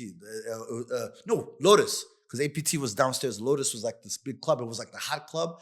And I remember them jamming it and people reacting. I was like, oh, it's out of here. And she was out. She never looked back after that. Crazy in Love was, in my experience, the moment where Beyonce thing was in the stratosphere. And didn't need some random Munyarwanda to carry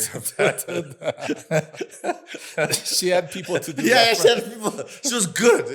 Yeah, she was good. Yeah. But the core memory for me with Beyonce was I was at the Coachella where she did Beachella.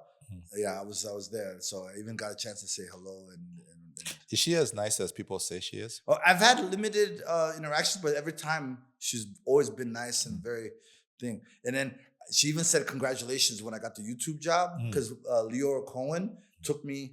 Like there was like this back room where they were having dinner. It was like Julie Greenwald and Jay-Z and Beyonce. And Leora, I was like just starting at YouTube, and Leora said, "Let's go say hi to J and B." I was like, yeah, okay.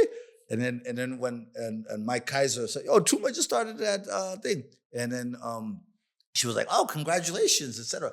And then I was like, "Oh, I was like, oh, I gotta." That's legit. I mean, I don't know if she remembers saying congratulations to me. And Jay-Z was the crazy part. Jay-Z was right there, and he didn't say, "Oh, you sold out." Like he didn't say it. I mean, I don't think even he remembers him saying that back in the day. But like, you know what I mean? Yeah. Now, someone else you worked with who is very famous. Who's that? Someone who owns Revolt TV. Used to, you mean? Used to. Let me get some of this Vitalo water. So let's. So you worked. So you did not stay, despite the fact that MTV was the pinnacle of entertainment television at the time. You did not stay there forever.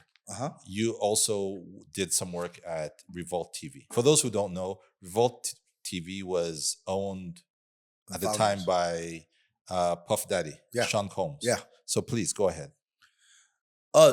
So when I left MTV, that's where I went. You know, it hadn't launched. It took like a year and a half to launch.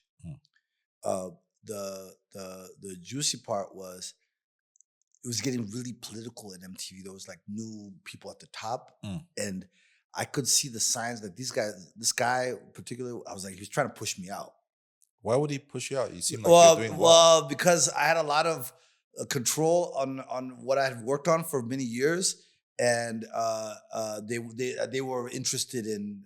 They had their own agenda for those brands and assets, and I wasn't the most cooperative, like in terms of that vision, like right, because I was like, oh, now you're just gonna ruin it. Like that's killing the you know when you. The goose for the golden eggs, like you know what I mean? Yeah. The goose that lays the golden eggs. Yeah. I was like, well, like, now you were trying to kill the magic. So I said, let me get out of here before they try to push me out. Like, you know what I mean? Did you already know where you're going to end up, though? No, I had 2 offers. Both were in Los Angeles, so I had to relocate to Los Angeles. And the first offer, I didn't totally understand it. And then what do you mean? It was a new technology. What was the technology? I don't want to say. Say it. Was it Facebook? No. Okay. No. I don't want to say because the person who got the job, I don't want to discredit their. You know no, I just wanted. It was a new technology. What was the new technology? It was streaming. It was streaming. Yeah. And you didn't fully understand. I didn't fully understand it at the time. Yeah. And it was a startup, but we ended up doing very well. Is it the one that you ended up working? No. Okay. But when I got that opportunity, I understood it more because I had already fumbled with the first one. Yeah. Did it become very big? Yes, it did. It became very big. But at the time, they didn't even have a name at the time. They wanted me to sign some like all kinds of stuff. And I didn't understand. I just didn't understand it. I just didn't understand streaming at that time. So what happened was he called and he was like, "Yo, Playboy, what they saying about me over there?" Who's that? Puff Daddy. Yeah. He called you. Well, no. One of his close people called. And it was late night, so I thought something happened. It was like midnight, right? And then he's like, "Yo, Puff wants to holler at you," and he handed him the phone. And he was like, "Yo, Playboy, what they say about me over there at MTV?" Because there's a rumor was already, and I had his number. What were the rumors? That he was about to start a competitor. Ah. Yeah, I had his number and I had texted him about a few months about when they were announcing that he was getting his own TV station. I texted him and he responded too early. Oh, he wrote to you too early. Oh, you had started saying, hey. Yeah. I was like, yo, what's Just going in on? Because I'm case. thinking about consulting. I'm not even thinking about working there. Mm. And he said too early. And then he responded. So I knew it was true. And he said too early. That's what it was just like 2 words. And then it was the middle of the night. Whitney Houston had passed away. Ooh. Right? And so the person who called me, the last time I talked to him was when Whitney Houston passed away. Right? And what happened was he called me. It was the middle of the night. So I'm thinking someone passed away. And he was like, yo, I'm here with Puff. He handed him the phone. He was like, yo, Playboy, what they saying about me over there? I was like, no, they're not thinking about you. Like, because I was still at MTV. I was like, they're not thinking about you. He was like, well, I want to talk to you about the music department, like what we're gonna have and our vision and all stuff. When can you come to New York? So I went and met with him and Andre Harrell and Andy Schoen, who was the president, and they offered me the job. Yeah. And you enjoyed it? I did. I did. I credit that time where I unlearned everything that was the old guard. MTV, BET were the old guard, and there was all this new technology and the consumption media. behavior. It was a new generation, and I didn't realize we were kind of out of touch with the new generation until I went there, because all of the people who were working there were young kids, and those young kids taught me so much. I had to re-humble myself and relearn how it was the blog era. You know what I mean? There was a lot of new things like Snapchat, and you know what I mean? Like, we're new at the time, and so I credit that time and that experience, and the young people who worked at Revolt are the ones who got you going. Yeah, 100%. What was Puff Daddy like? I guess, when I was younger. Well, what you see on TV is what you see is what you get. Because what I would see was someone who was, extremely excitable, yelled a lot, super aggressive. But then there is, I guess, what we see in the documentaries and everything was what we saw on TV. Yeah, was what he actually was. 100%. Like high energy all the time, yelling. No, not all the time, but high energy. Yeah, unpredictable in terms of his requests, in terms of like what his vision was. He would change all the time, and also you had he was also kind of locked into that character, like, you know what I mean, like that like kind of mogul-ish kind of character. But the thing is this: because I don't want to. Because I know he's very controversial. I mean, not very controversial. I mean, it's like it you is. know, I mean, he's in prison.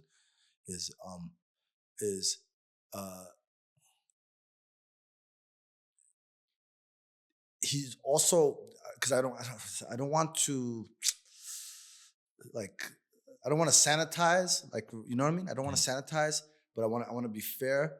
Is in terms of being an employee at that time,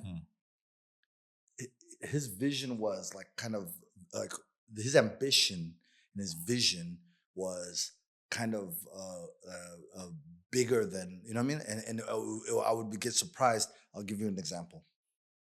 Is they wanted to do Revolt Music Conference early on, and we hadn't proven anything, and I didn't think it was gonna work. I just didn't think it was going to work. I was like, guys, we're still trying to get things on air. We're struggling here, like, as a baby brand.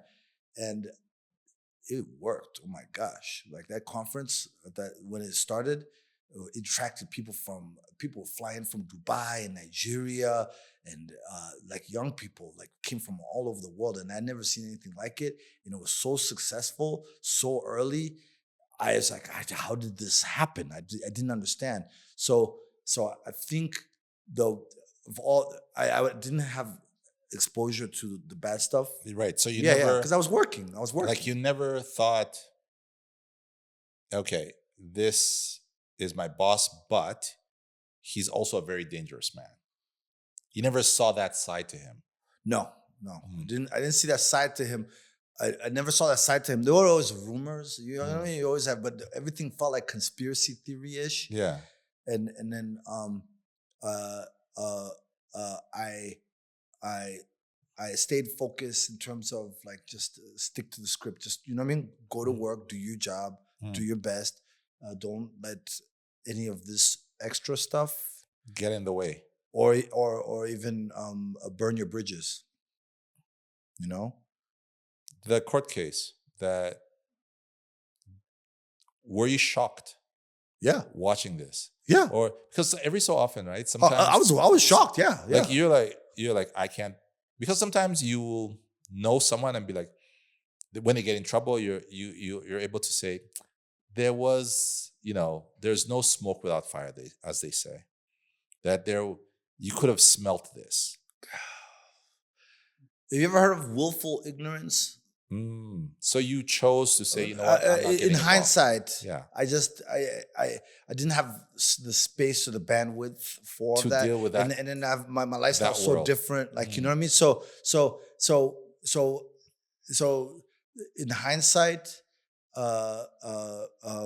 in hindsight, there's a little bit of guilt by association. A little, you know what I mean. Even Like you were part of this. well, even here in Rwanda, when I had my Gusaba, you know what the headline was? Gusaba wa ishuti ya PDD. Like, you know what I mean? Like, you know, Really? that was the headline. You can Google it. I'm like, wait a second, I'm way more than this. Is not like my identity. What? The- Were this- you friends? I mean, we're cool. I don't want to be insensitive to anyone who was a victim. Sure. Right? And I don't want to step into that space, that alleged space, et cetera, et cetera. During the time, I already knew him for many years before I even worked for him, right? Because I was at BET and MTV, et cetera. There were people at my job who worked much closer, right?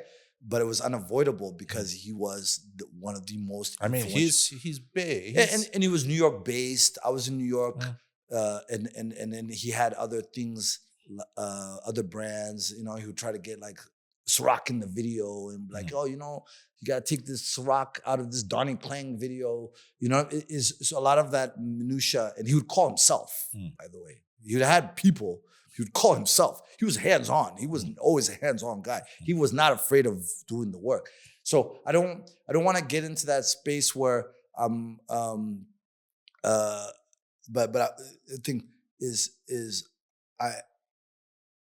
in terms of the work, he did the work. You know what I mean? He was like relentless, and at the time, that's what I respected. I didn't know all this other stuff, and I'm still in touch with a lot of people who are very close to him, right? And who are even hurt by, you know what I mean? Like the whole thing. I don't want to get into that. That's sticky. It's really bad. Yeah. No, it's bad. I'm not pretending that's not bad. I'm just like, wow. I just don't. Is everything I'm looking at hindsight like wow. Like. But I mean, you think about it. Like one day when you do write your book. I'm not writing about that. But when you do write your book, I'm writing a book now. Music curation book. Figuratively speaking, Okay. when you write your book, your autobiography, there will be moments in time where I'm sure you'll look back while you're writing and say, wow, I was around all these people and I saw all these things. I among the people that you also saw was Wyclef Jean. Yeah. Right? Yeah, Of I've the known Fugees. Wyclef. Every single job I've had, I've known Wyclef. So so the reason I'm bringing this up is that the biggest movie in Hollywood about Rwanda is Hotel Rwanda. Yeah. And Wyclef did a song for it. Yeah. And you told me when we met a few days ago about how you helped him put that together. Well, so this is what happened. Do you remember the name of the song? I think it was United called States of Rwanda. Africa, or Yeah, the something like Rwanda, that. like Yeah. you know,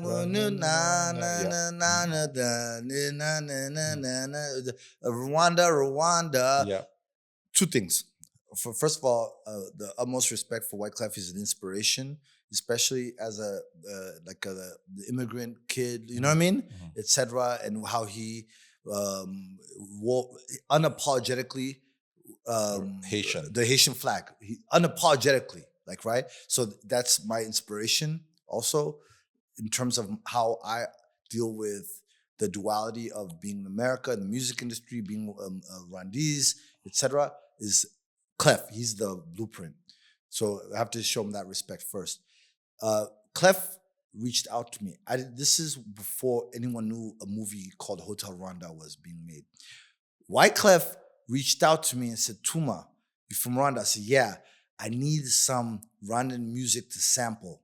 So I brought him a whole bunch of music like Cecile Kairebwa, like Masamba, like the stuff that I remember making a few phone calls, like, let me burn this onto a CD. And I came to the studio. When I got to the studio, Orla George was there. Orla George was, I think Terry George, he was the director of Hotel Rwanda.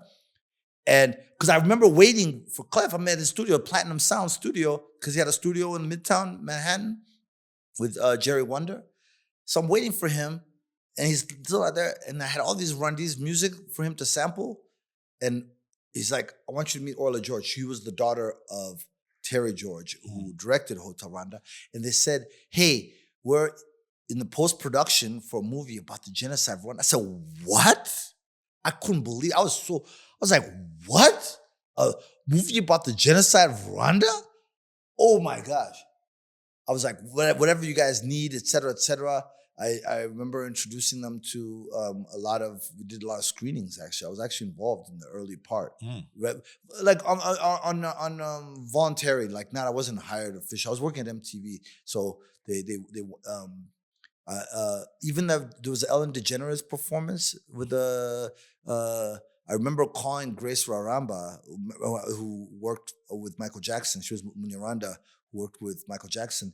And I was like, hey, are there any kids who can sing for this Ellen DeGeneres? Because Clef was up for a Golden Globe for that song, for the movie soundtrack. I think he ended up losing to Sting, right? But he did the rounds, like he did the performance. So I remember calling Grace Oramba, and she connected me with these Ugandan children's choir who were on tour in the United States, and I connected them to Clef. Said, hey, and then they even did like Ellen DeGeneres, and they were great. They were like funk, they were like going back and forth. So in that time, I met all of those guys. I went to all we did screening for the Rwandese community and invited Burundians. I remember the Burundian ambassador to the United Nations even came. And I remember something. I'll never forget this. Can I tell you the story? Oh, sure. I've never told this story. So, Paul Rusesabagina. Oh. Wait. Let's hear it. I'm going to tell you two stories. Paul Rusesabagina, I'll never forget. He was at the screenings in the beginning, and he knew my grandfather because I guess he grew up Seventh-day Adventist. My grandfather was like a big Seventh-day Adventist pastor. So I remember, so he used to say, oh yeah, no, I used to see Birokira preach when I met him, right? I'm not thinking anything. I'm like, oh wow, he saved a lot of lives. I'm also believing everything, right? I'll never forget this. We did a screening. I'll never forget this. We did a screening. We invited a lot of the Rwandese community in New York to watch Hotel Rwanda. At the end of it, a guy who was a survivor, and he was in Mille Collines, stormed out. And I knew him because he was my dad's friend. So he was elder, he was older. He was in Mille Collines. And he said something like, oh, this is not real. He was just upset. And in my mind, I'm like, well, this guy saved your life. Why are you upset? Like, right? It's like, he was basically saying this is not what happened, right? He was basically, I'll never forget this. And in my mind, I'm like, oh, You were in Mila Colleen. Why are you upset? Like, this is your story. This is in my naive, This is your hero. Naive mind. I'm thinking this is Schindler's List guy, right? And then I was like, that was the first seed of doubt about that movie I had. I'll never forget. Second one was MTV used to put a lot of money into, like, the Darfur was happening. The genocide in Darfur was happening. And MTVU, which was the college station,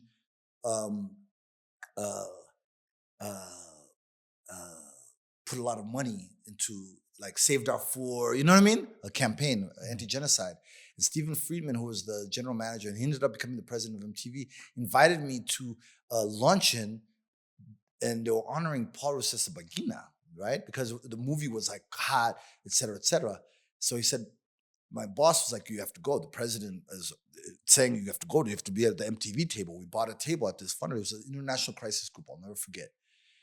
And Paul Rusesabagina goes up there, and he told some serious lies, revisionist history.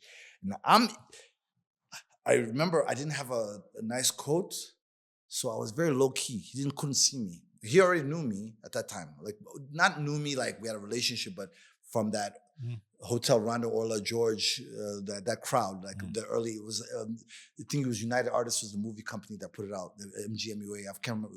So I'll never forget, he didn't see me. He said some straight up lies. I'll never forget this. What did he say? Do you remember?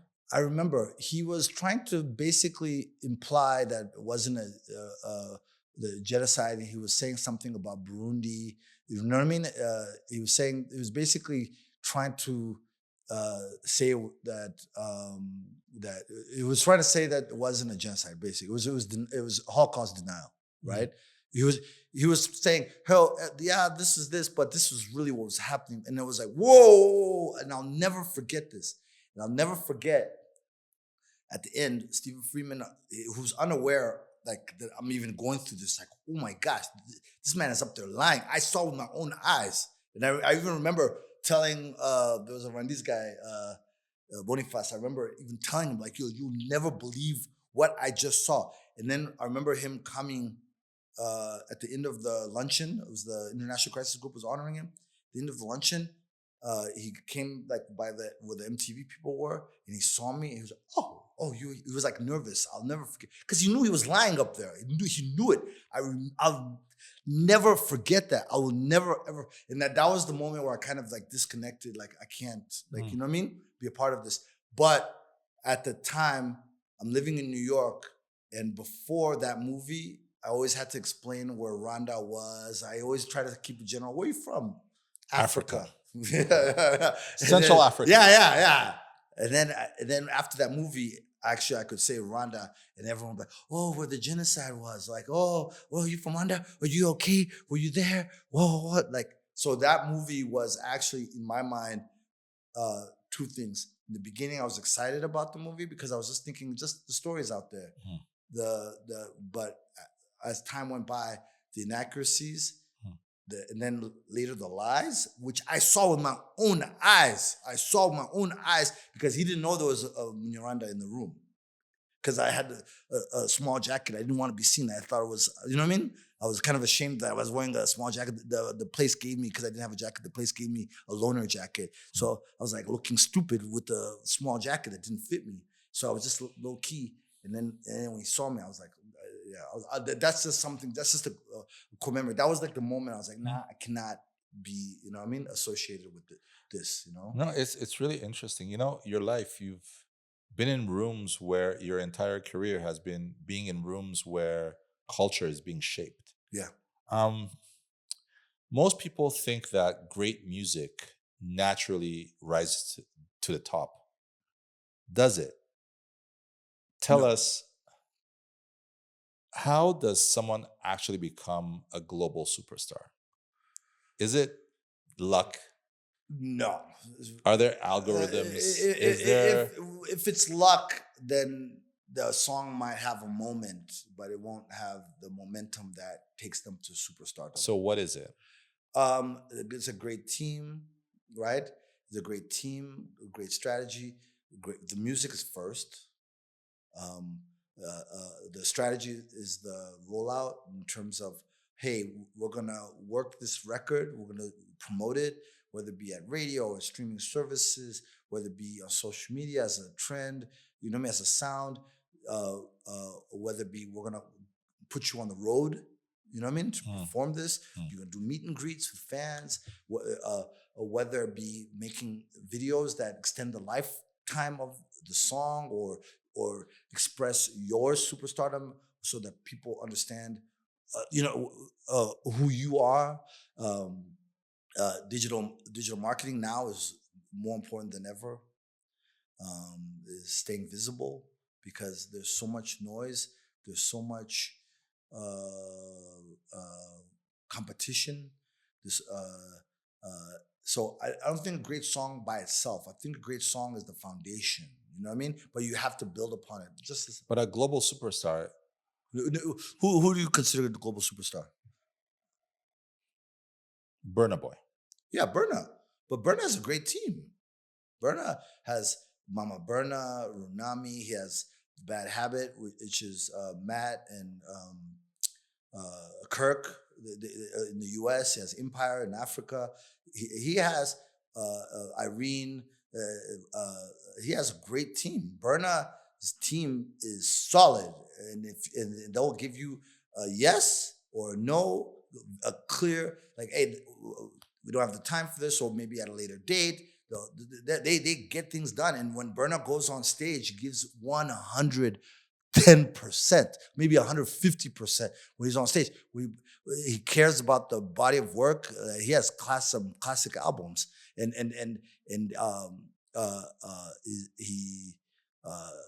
he puts in the. Let me not oversimplify this.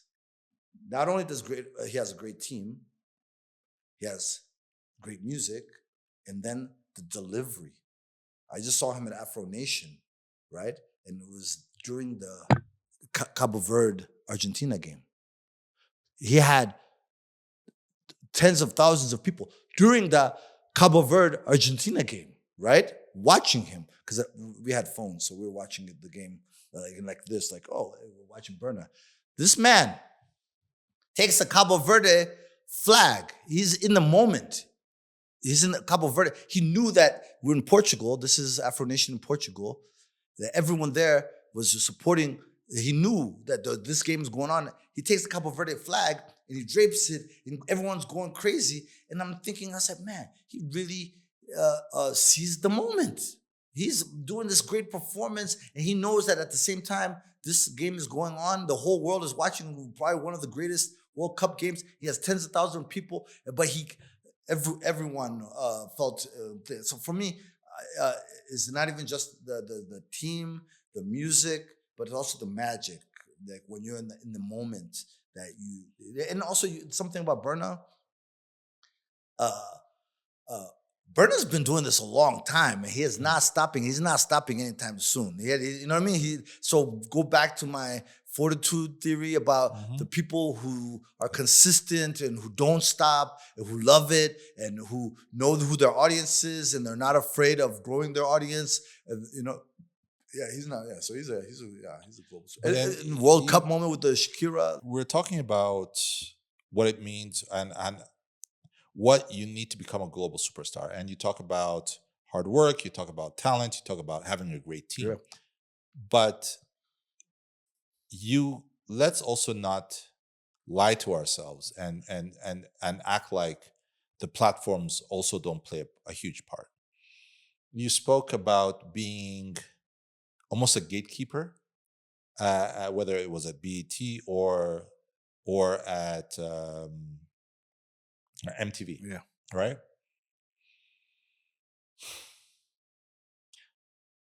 A few years ago, there was a concert in this place that we're recording, which is the BK Arena. And the concert was the Giants of Africa Festival. The headliner was Davido, and a young South African artist called Tyla. At the time, no one knew her. Was one of the undercards. And she goes on stage, she does her thing, she sings a lot, there's not a lot of recognition of who she is.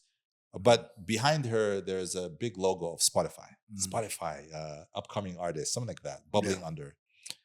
And she's singing. The crowd is not really reacting. Yeah. They don't know her. And they're probably thinking, when is she getting off and when is Davido going on? 6 months after that, very cool reception here in Kigali. She blows up. And it almost seems like she came out of nowhere. But nothing comes out of nothing. Obviously, someone, something, an organization was pushing this.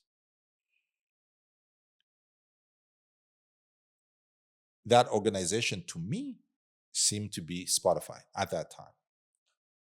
So when we talk about what separates artists from becoming superstars and artists who just become talented but never global superstars, I think you forgot to add institutional push by the streaming platforms. Okay. Am I wrong? So institutional push is an ingredient, and it's usually an ingredient after proof of concept has happened or some type of social proof has happened. So it doesn't just like all of a sudden people like, hey, we should think. Two things. Well, actually, like 3 or 4 things. Tyler was ready for that moment in the BK Arena, Giants of Africa, right? That water on the back. Yeah. She poured water on herself. Yeah, and it went viral. It went viral on TikTok. It became viral. It became a trend on TikTok where girls were starting to pour water on But who's themselves. pushing these trends? No, it was organic. It was organic. It was organic. And it went viral on TikTok. I'm going somewhere with this. So the offline placement where you talk about Giants of Africa, so you said Spotify was sponsoring it, right? I believe Tyler was ready for the moment. I'm going to tell you. This is the first element, the team. Her team, South Africa, Colin and Yvette Gale. These are industry veterans, right? Industry and Brandon in the US. These guys, Brandon used to work with Shoma Josie, who was another South African artist, signed to Epic, right? Epic Records. That was who had a black CEO, right? Who had a decision like, hey, do we want to push her sounding like an American artist or her being her authentic South African self, right? So they had that choice. Sylvia, Zeke, there was a whole team, Epic, right? So she had the team ready for that moment. That moment happens to a lot of artists where a song of theirs goes viral because that happened in Rwanda, right? That happened in Rwanda. And when girls started doing that, and that trend became a TikTok thing. She had that offline opportunity. And what did they do with it? They turned that into a sustained hit song that just didn't disappear. Momentum.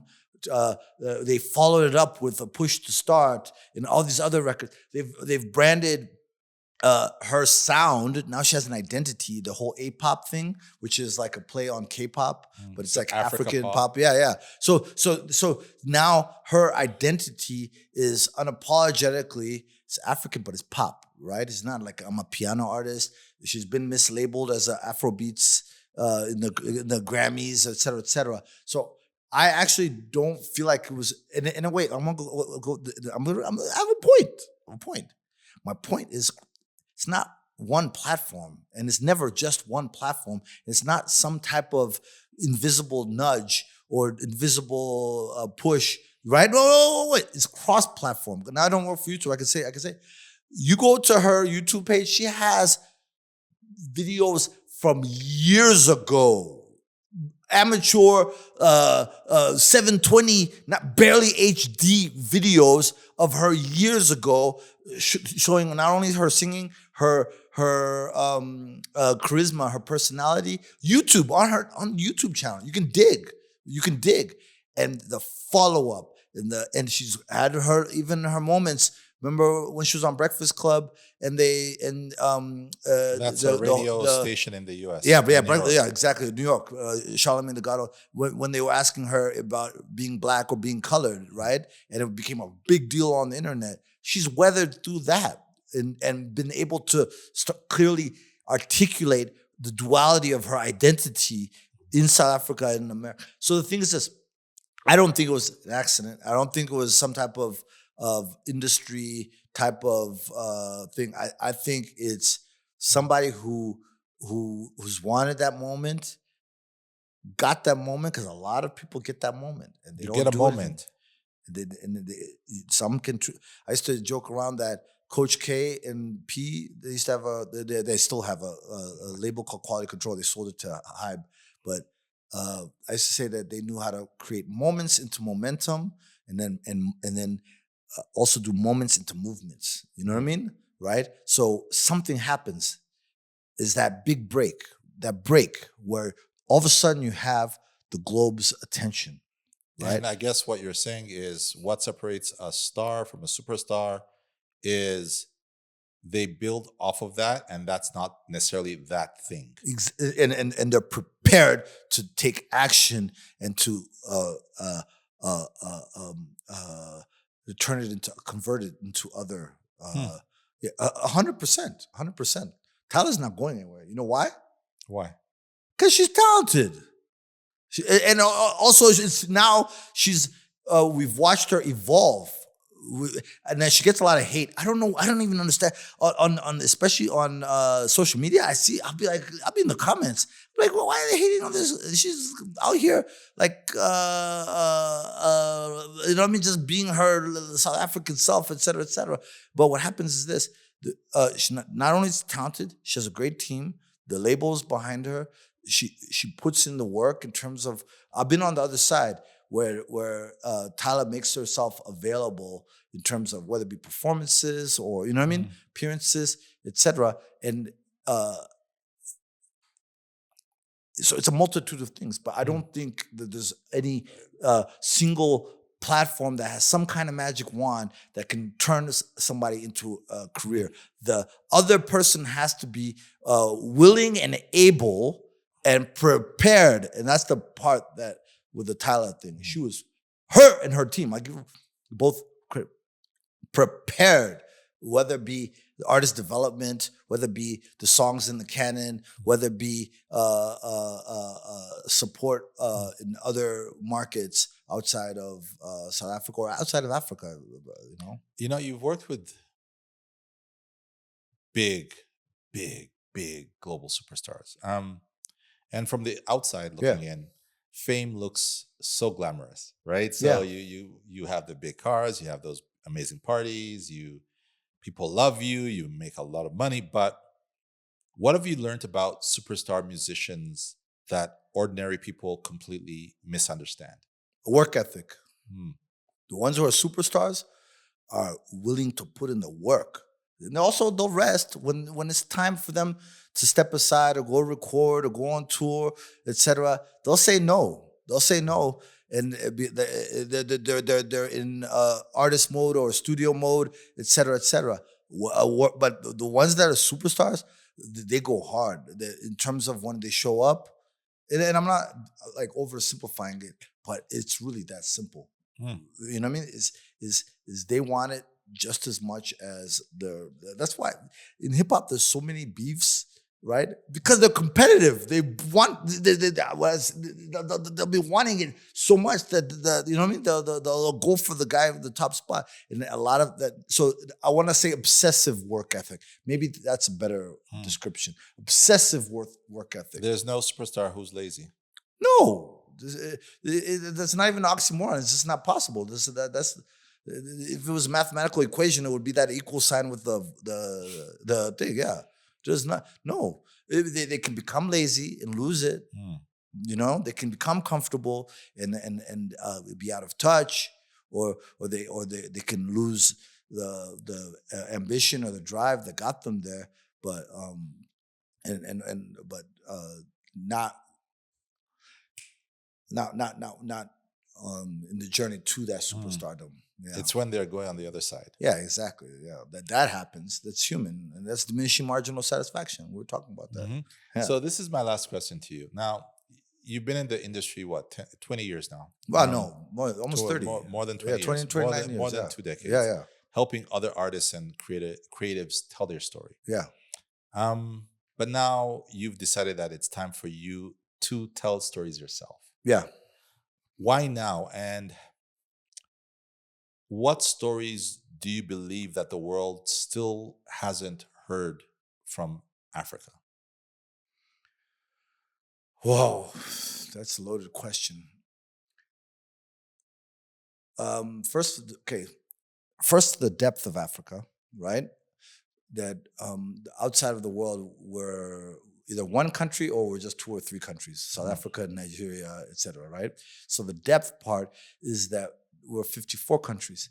Within those 54 countries, you have so many nations within the countries, right? And they have their own traditional music.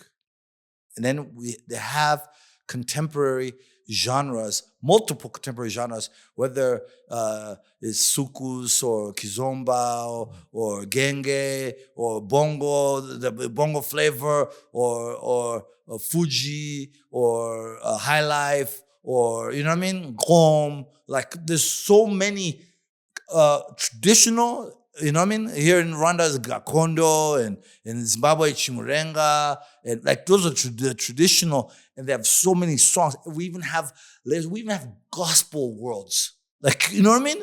Like we have that the rest of the world doesn't even know about, or how incredible the music is and how popular it is on the ground, right? Like a gospel artist can fill up this BK arena easy, but the rest of the world doesn't know. The rest of the world doesn't know.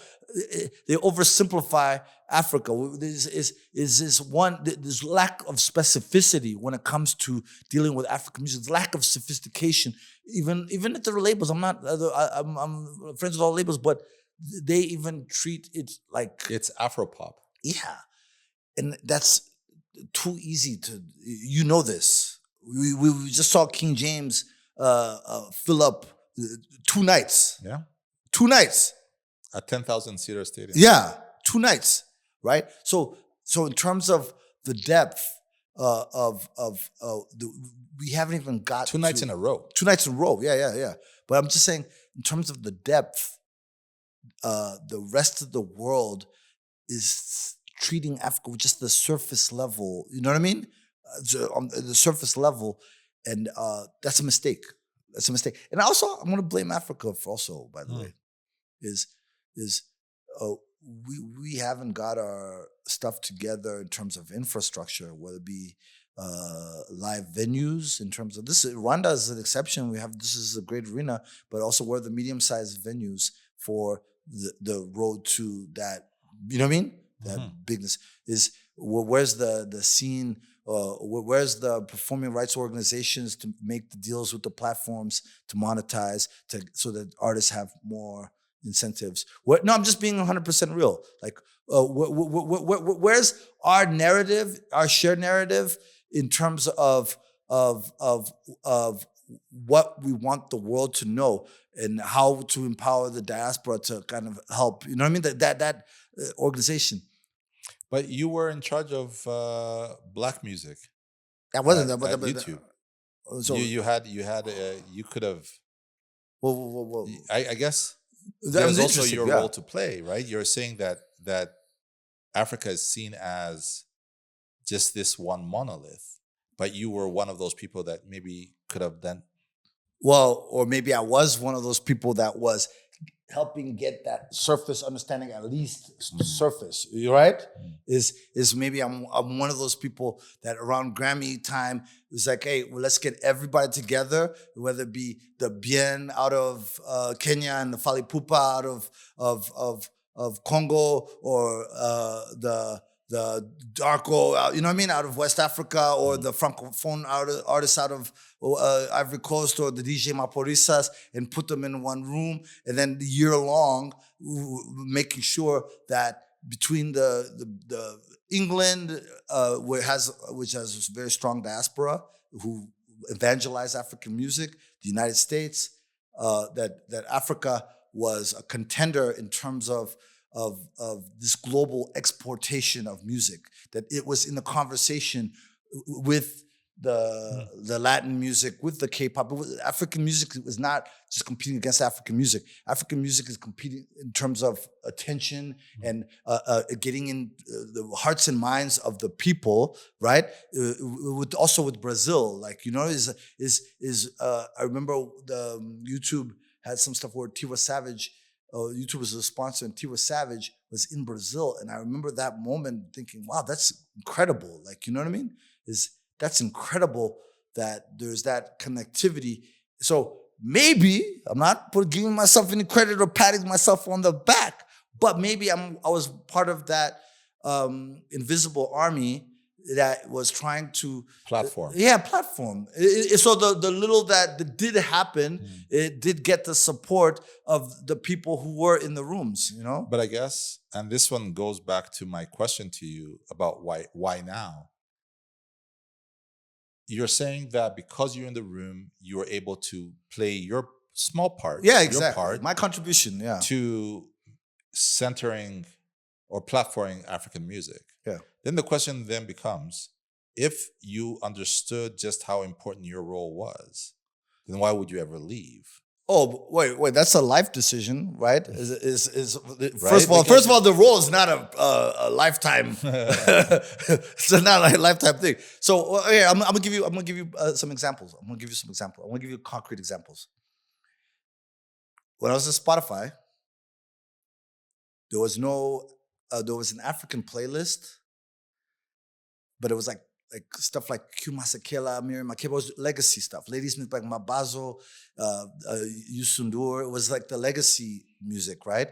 And I remember the cover was a political cover, ANC, where they had the ANC colors like Toy. You know how with the green and black and yellow ANC color. And I remember getting to Spotify and telling the guy who was working, I said, you can't put this is not a neutral cover. Like, this is a political cover, like, right? Well, at one time, ANC was a unanimously loved, you know what I mean, party itself. But you have to change the cover. And the lady from Netherlands and this other guy from England was like, yo, we need an African playlist. And I'm like, I got you. Was that an African that you were talking to? No, but I'm saying that was the only thing that existed at the time. Okay. Or I'm just giving you context. Yeah. That was just context. True story. We had a call, got the approval to do an African playlist with contemporary African music. The Davidos, the Wizkids, you know what I mean? The Yemi Alades, you know what I mean? The Too Much Sauce, Too Much, you know what I mean? The Malik Berry, etc. We got the approval. I remember calling Kamal, who was Davido's manager. I said, Kamal, I need an image of Davido to put on this playlist cover. And we created a playlist called African Heat. I was in charge of the hip hop at Spotify. I said, we didn't have a place to put a hub to put this playlist. I said, well, I'll put it in the hip hop hub. And I remember creating it on a Saturday. On a Saturday, which was my Sabbath, that I shouldn't have been working. but I remember publishing it on the Saturday.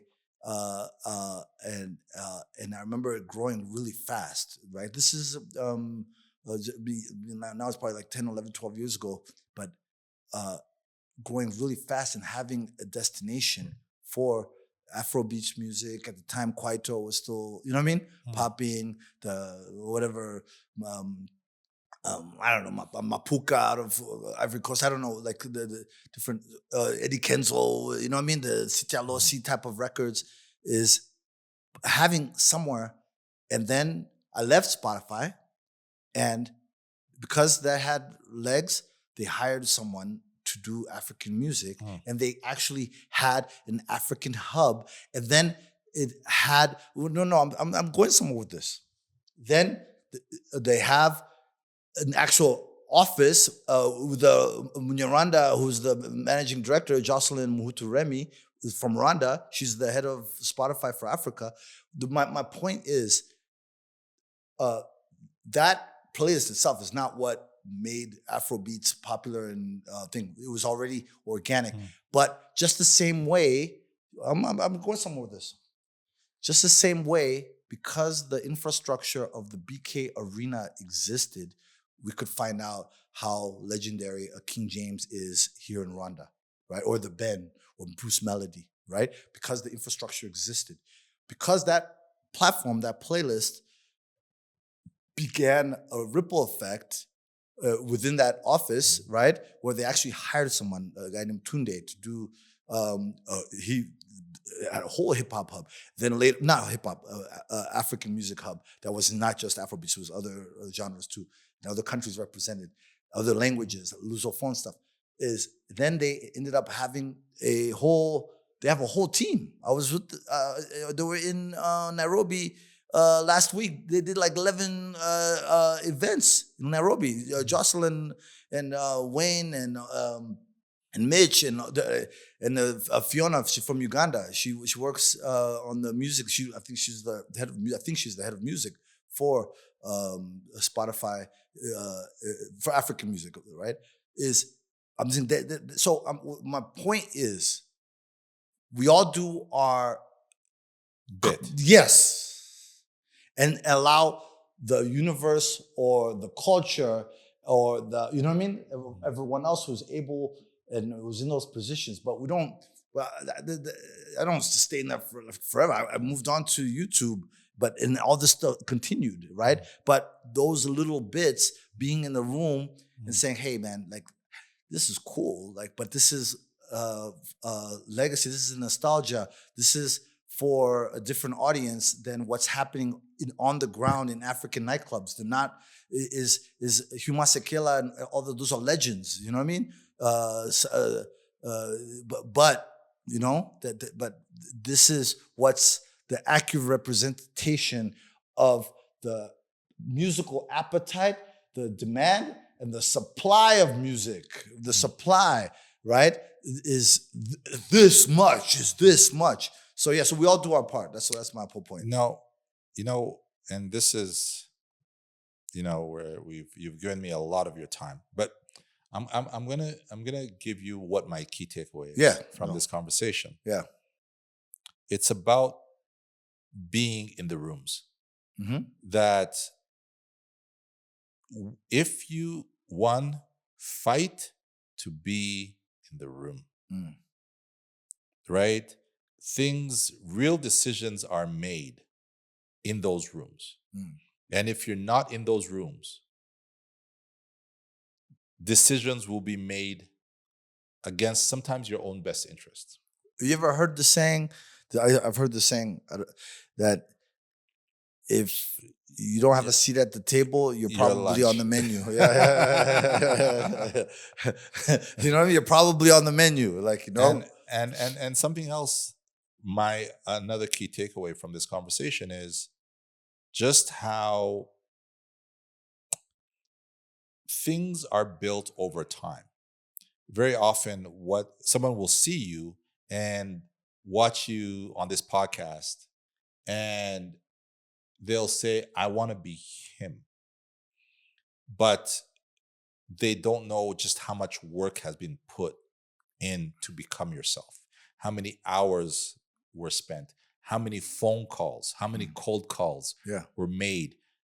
How often you had to fight against self-doubt? How many times do you hear no? And how many times do you have a bad boss? How many times is the salary poor? But how many times do you jump over those hurdles and beat the odds? And everyone, I think your story tells me that everyone can if they truly want to. Oh, 100%. Will it to existence. And just be stubborn and believe in their dream. I'm not listen to the noise, because there's going to be a lot of noise that's going to make you think. You know, when I pray at night sometimes, and I have doubts, I add something to my prayers. I'll be asking God, please erase whatever disbelief I may have in my mind. You know what I mean? If it's like a faith exercise. It's just something like a little extra thing I add to prayers sometimes. I was like, please help any unbelief I have. You know what I mean? Please backspace, erase, delete whatever doubt I may have in my mind. Because you do have doubt. Of course, we're humans. We're humans. And also other people will project their fears or their insecurities, and then they're not doing it in malice. They're thinking, oh, this is the risk. This can happen. If you don't do this, this can happen. Yeah, it can happen, but the other thing can happen too. You know? No.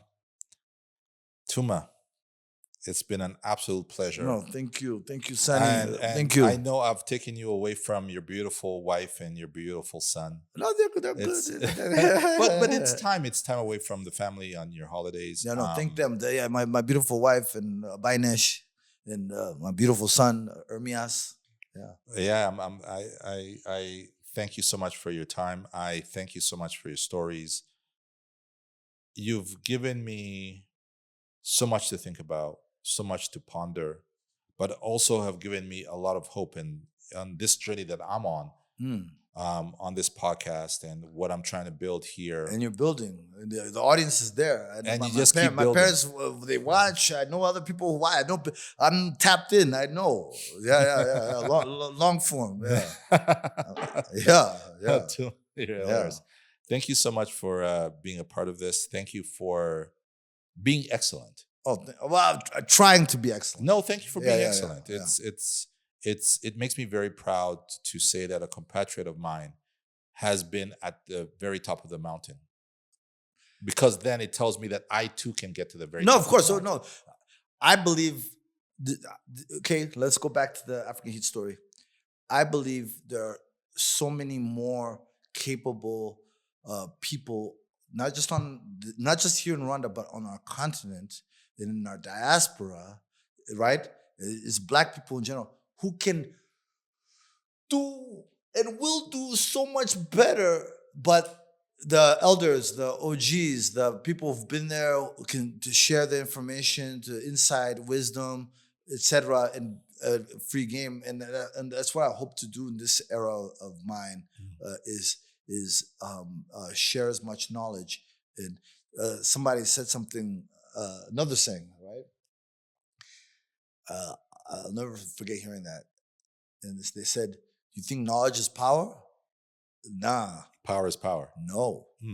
Sharing knowledge is power. No, if the knowledge isn't shared, it's just sitting there. It's like money. You know what I mean? It's just sitting there. But when it has to be exchanged. 100%. To create value. 100%.